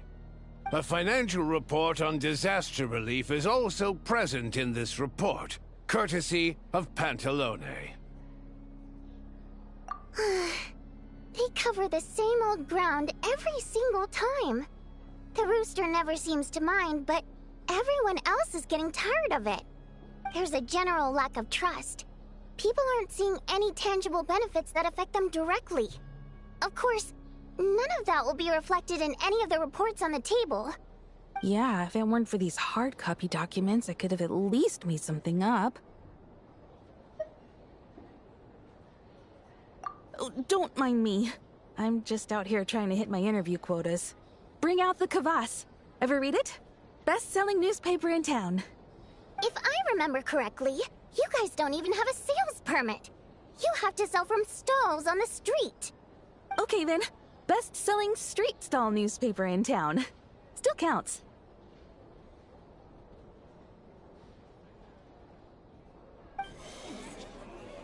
Order! We will now open the floor to the representatives. If there are no further substantive issues to discuss, we will then proceed to a vote on this motion. Snezhnaya has a long tradition of treating members of the Fatui armed forces and their dependents favorably. But recent surveys shows that Fatui families in remote areas have access to 15% less crystal than the average civilian family in Snezhnograd. It's been said many times before, but it bears repeating now. There needs to be a clear and consistent rationale behind how crystal is allocated, or we will soon face immense public backlash. Perhaps you wouldn't need to keep repeating yourself if you would hear me out for once. I say again, true consistency exists only in principle. In the real world, fairness is relative. You appear to treat resource allocation as a simple function of production and population. So what about when the equipment used in production breaks down? Have you factored that into your equation? And do you even know how long it's been since Snezhnaya last conducted a census? If I knew the answers to questions like that, I'm sure I'd be a very wealthy man. And I doubt I'd be going by child. I'd like to bring the focus back to the specific issue I raised. Or do you wish to deny that favorable treatment for Fatui dependents is our long-standing policy? It's easy to be a critic when there's no accountability. That seems to be a running theme in the anti-Project Stuja cohort. Defeat the ringleader and all other problems will magically resolve themselves. That's what they seem to think. But in case you aren't aware, not one jot in my report would change whether Project Stuja continues or not. So you have no intention whatsoever of finding a solution to this problem? On the contrary, I'm the only one here who ever brings solutions. Child opened by speaking up for the armed forces. Regrator struck back with style and a war of words ensued.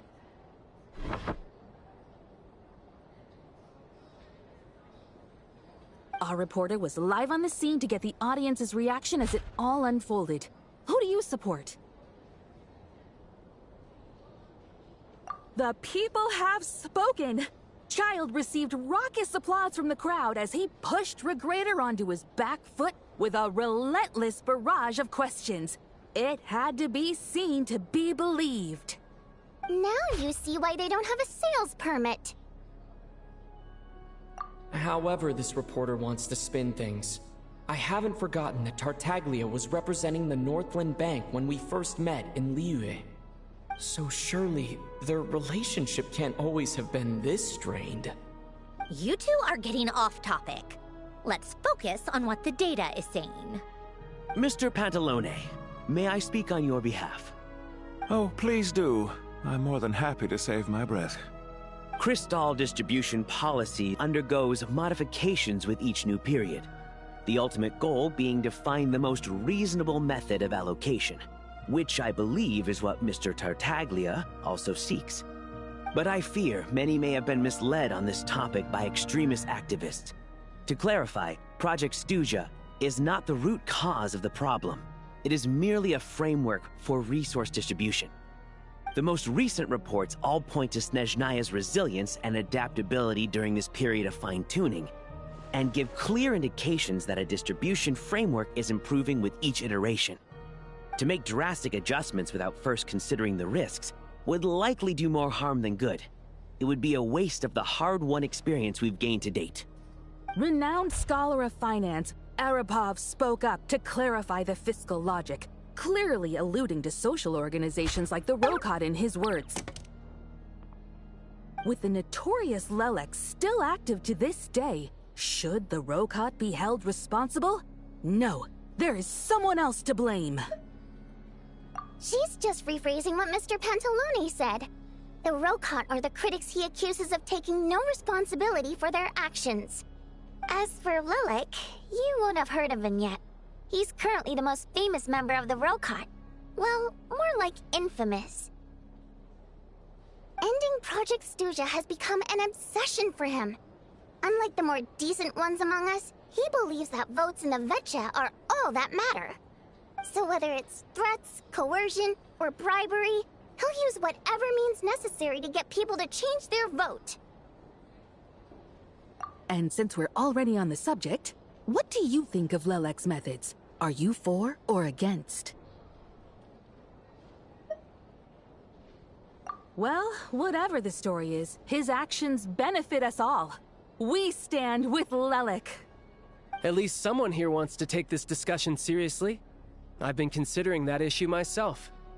What you really need is more precise regional data, right? I think it would be easiest to let the Fatui handle it, since they're already in charge of Crystal shipments anyway. We may as well get them to collect some data while they're at it. Whatever you need, you can ask the Fatui to look into it for you. In terms of supervision, I think the Druzhna would be a good fit. I had hoped to discuss this with Miss Vesna, but sadly, she's not present. I will be happy to take a note of your suggestions and present them to Commander Vesna for a decision upon her return. The Commander has always taken a keen interest in Project Stuja. However, given the Druzhna's demanding workload, I'm afraid it may prove difficult for them to provide any practical support. Let us refrain from jumping to conclusions until a concrete and actionable plan is in place. My apologies, Lord Rooster. There are numerous issues to address here, including manpower, time sensitivity, and reporting lines. Nevertheless, I support drafting a proposal. Follow the usual procedure, and it can be raised as a new motion for all parties to evaluate at the appropriate time. In that case, I'd like to share one thought before the proposal is drafted. The issue of time sensitivity was raised just now, which I presume relates to the official reports. In fact, the Energy Commission already collects regular statistics on each urban center and its surrounding area. Would these be of any use? That's a good idea. I read every issue of Sviet-Lolaidovka's report, and although my focus is mostly on the section about equipment operation, the energy consumption statistics also yield a lot of insights. Be that as it may, does no one see an issue with using local data to determine Crystal quotas? In the long term, it seems like a very risky solution. Not if they are used purely for reference. So long as we have the report from the Northland Bank's headquarters to corroborate it, no one will be able to fool me. Very well, then. It appears that this arrangement is acceptable to all parties. Yeah, sounds good to me. The members reached a provisional consensus on the issue of improving treatment for Fatui soldiers.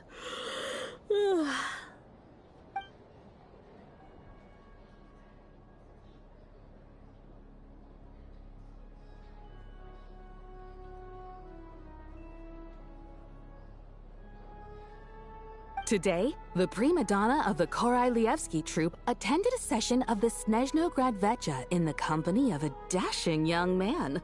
The question on all our minds is, what is the true nature of their relationship? Write anything like that again, and I'm revoking your permission to interview the troupe. Got it?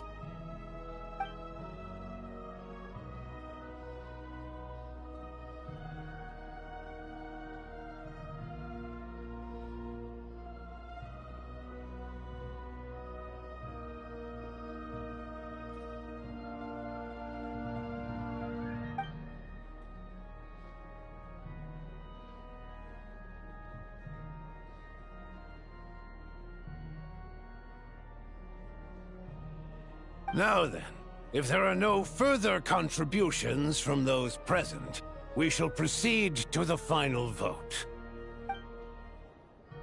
Hey, check it out! What made him vote against? Why now?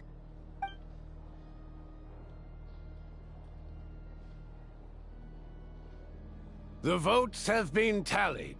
Those in favor of continuing Project Stuja total 61%, securing a clear majority. That was too close. The margin has shrunk yet again. Chuganov was a huge loss. I'll bet Lelik is behind this. I wonder how Pulcinella will respond this time. Chuganov. I see. Lelik strikes again. Yes, go Lelik. Once Project Stuja is defeated, our unwavering support at Bring Out the Kvass will finally pay off when we make our comeback. I can taste our victory already! In accordance with the result of this vote, Project Stuja will remain in effect until the next Vecha period. Finally, may I remind us all, we debate only for the greater glory and solidarity of our nation. May the Aurora shine ever on, and the Tundra always stand firm. The session is concluded.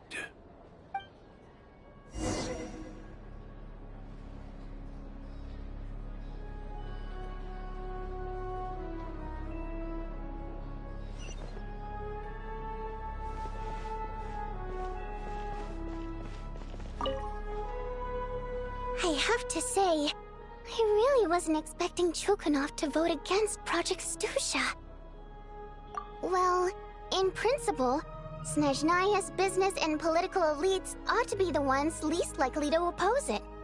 As we heard, Project Stuja is basically just a resource distribution framework that requires everyone to cut back during the winter. But even if the policy got cancelled, the Tsaritsa's energy needs wouldn't suddenly go down. The extra demand from the public would have to be filled from somewhere. So logically, the factories would have to take the hit. I got a letter from Mr. Mitya just before today's session. He said he's confirmed that there are issues around overtime and excessive energy consumption at the Iskra manufacturing plant. In a situation like this, once the Rooster receives the report, he'll order the factory to halt production and submit to an investigation before issuing a penalty. But that's a week-long process, and thus didn't make it onto the Vetcha agenda this time. I don't think he suspects anything so far. Exactly. And as you know, he's a very selfish person. I was originally gonna try and flip him after he received notice of the official sanctions. My plan was to convince him that the whole thing was completely unfair. Rather than just sit back and take the hit while his factory stopped production, he'd be better off voting to end Project Stuja. At least that way, no one else would be able to make any money either, because all the factories would suddenly have more limited energy to work with. But now, he's already voted against it, which means someone must have used more forceful means to change his vote, just like with everyone else who flipped. Yeah, no one knows why Lilac is so obsessed with ending Project Stuja, but by the looks of it, he's inching closer and closer to success. Lilac must have strong motivations, given how he'll stop at nothing to achieve his goal. Maybe he knows the full truth of Project Stuja. Maybe my next step should be to focus on him. All right. What are your plans for the rest of the day? Shall we head out? Hey, comrade. I noticed you were here during the debate. I didn't take you for a political enthusiast. Greetings, Harbingers. I just happened to have some free time today, and my new friend here thought it might be fun to check out the Vetcha. Ah, Odette must have introduced you. Looks like you two are getting along pretty well. I'll leave you to catch up. I should head back to the troop. Sure. Break a leg and all that.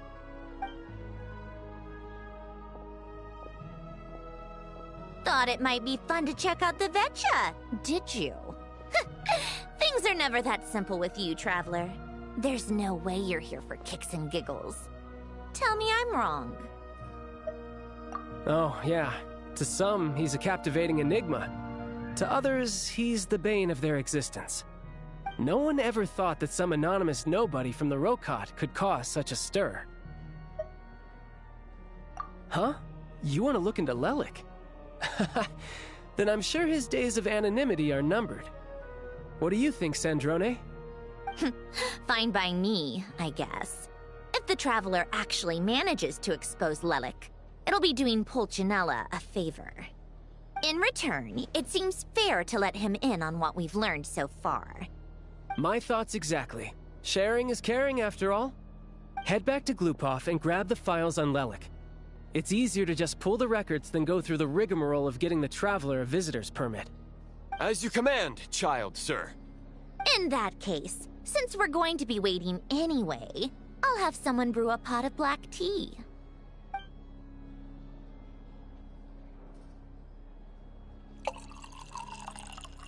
One common thread among the many incidents Lelik has been involved in is that the victims are all too scared to share any real information about him. Clearly, he must have threatened them in some way. His modus operandi is to silently infiltrate the scene and leave a threatening letter behind. But neither the letters nor the crime scenes ever yield any clues to his identity. So all these files have to offer are short statements by the people affected. They don't give us a lot to go on. If nothing else, it shows we're dealing with a trained professional who's versed in counter-surveillance. Yes, and to that point, he often strikes in highly secure locations. The victims are high-ranking and influential people who take their personal security very seriously.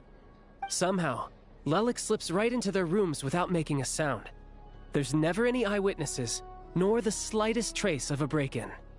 If he can get in and out undetected, it means he can strike without warning. Not that that's ever happened so far, but the thought is enough to scare these people sleepless. It's hard to believe that a human being could pull this off flawlessly every time, so they switched the focus of the investigation to Faye. Unfortunately, no one's found anything yet. Careful, don't underestimate me. Although truth be told, I'd probably find it hard not to blow my cover. Direct confrontation is more my style. We haven't ruled out the possibility of Lelik being human. It's just, there can only be a handful of people in all of Teyvat who'd fit the profile. Faye, on the other hand, plenty would have the ability, but few would have the motive. No, not as strong as me. You'll never find the culprit with criteria like that.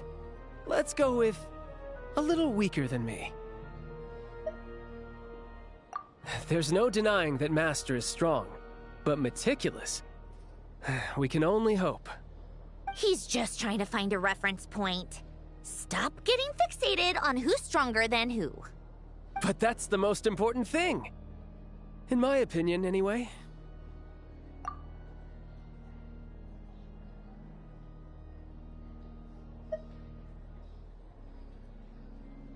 Odette. Yeah, that seems about right. Her skills are solid, and she's always calm under pressure. Except she's Fatui, so the likelihood of her working against us is pretty low. But yeah, much more accurate than your previous example, at least. No, wait a moment. Maybe we should interrogate that assumption. What do you mean? Which assumption? Her Fatui identity doesn't necessarily exonerate her. And when you think about it, the Rokot would be precisely what she needs to conceal her identity. Plus, she wouldn't need to be such a pro at covering her tracks. She'd already know where the Fatui will be and when, so she could choose the perfect time to act. Oh, yikes. I was just thinking out loud. Why is this starting to sound like such a convincing theory? Still, what reason could Odette possibly have for trying to call off Project Stuja? Arlecchino would be the best person to ask. She knows Odette best. Unfortunately, she isn't back yet.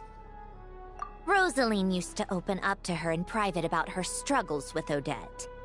As I'm sure you can imagine, Arlecchino is quite a lot better with children than Rosaline was. She gave her some tips on how to handle the situation, and Rosaline managed to reach a settlement with Odette before leaving. So I suppose there were at least no lifelong regrets left behind. Beyond that, I don't know the details about that side of things. But I do know that Odette definitely has a motive to hold a grudge against Project Stuja. The reason being, her father passed away during the early stages of the project. That was back before it had been named Project Stuja, when things were still being worked out. But in essence, it's remained the same ever since. Huh. The more you know. Rosaline was always so self-centered. I never understood why she started paying so much attention to Odette. Is that such a surprise? If you cast your mind back, you may remember that Rosaline and I weren't exactly close. We had tea together a few times, but that was about it. Odette's past is no secret. Her father was a Fatus, and her mother was a very famous ballerina. On the surface, it looks like she followed right in her parents' footsteps. But the truth is quite a different story. After her father passed away on a mission, her mother was overcome with grief. She broke her leg during a performance and could never dance again. Odette was only interested in ballet at the time, but this tragedy left the family with both breadwinners gone. They could barely make ends meet. Per Capitano's policy, family members of Fatui who died in the line of duty had to be appropriately accommodated and provided with adequate assistance. So, regardless of how Rosaline may have felt about it, it fell to her to resolve the issue of Odette's family's livelihood. In the end, the solution they agreed upon was to have Odette join the Fatui. Right, because the alternative would have been a one-off compensation payment, I guess. In that sense, joining up was definitely the better option. Still, she must have had mixed feelings about it, right? If she doesn't even like the Fatui. It's just a theory. A A possibility. But as a motive for Odette to become Lelik, it holds up. That said, I have no idea where Odette's head is at right now, or what her conflict with Rosaline was about. Plenty of people were on bad terms with Rosaline. I have no intention of trying to figure it all out. Yes, but there's not much point in discussing that now. Yeah, back to Lelik. Since our investigations so far have turned up next to nothing, we've got nothing to lose by trying a new angle. Funnily enough, Tonya and I had actually made plans to go to the theater tomorrow to watch Odette's rehearsal. Unfortunately, thanks to this Lelik situation, I'll be stuck working overtime again. Which means you can go in my place. No point wasting the ticket. Plus, you'll get to meet Tonya. Spirit Seeker. Quite the classic ballet. It was passed down through Odette's mother's family for generations, though it hasn't been performed in years.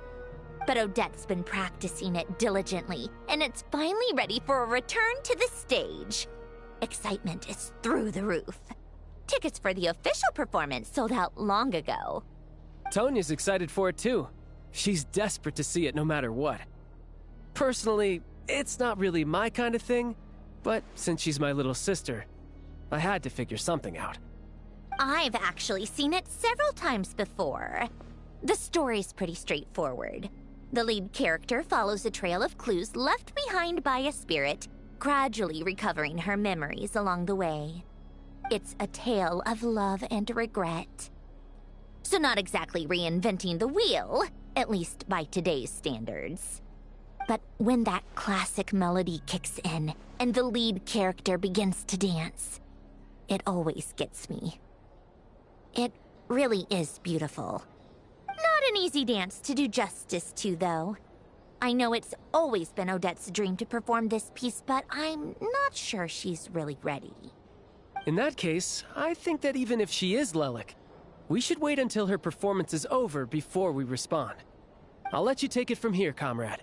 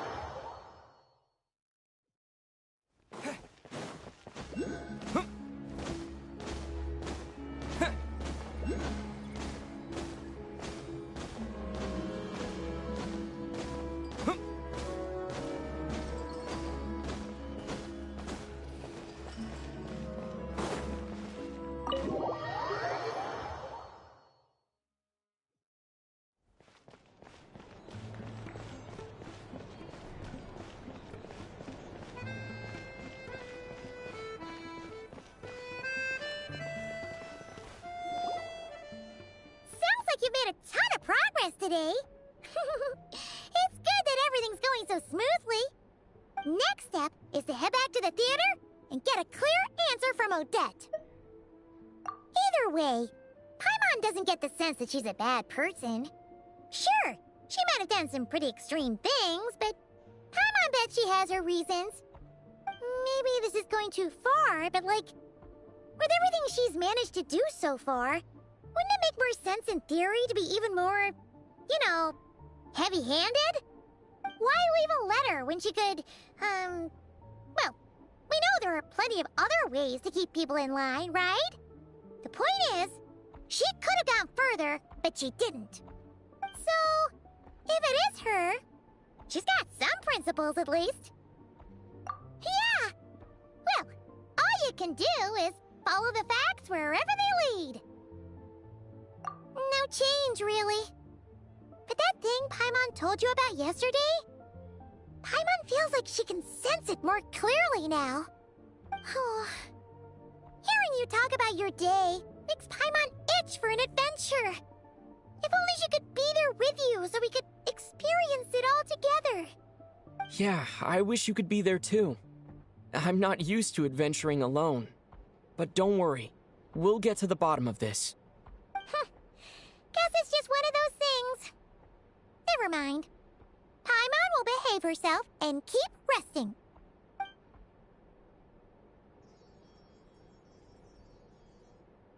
If Odette is Lelik, she may well have inside information on Project Stuja.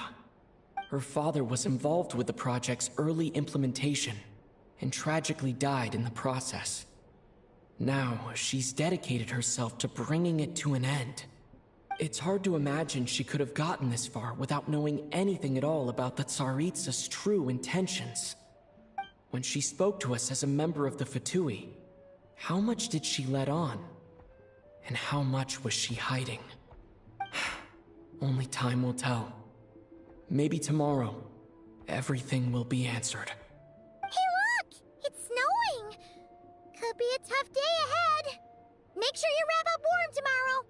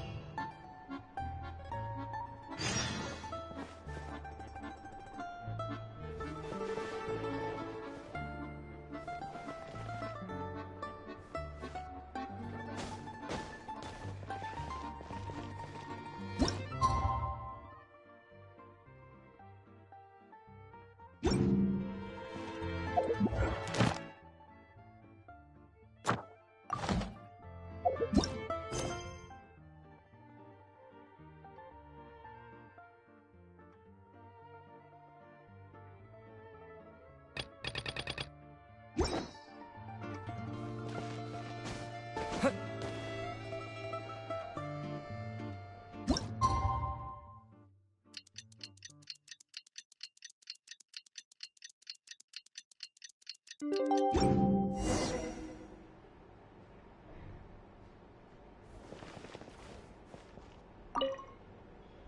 back!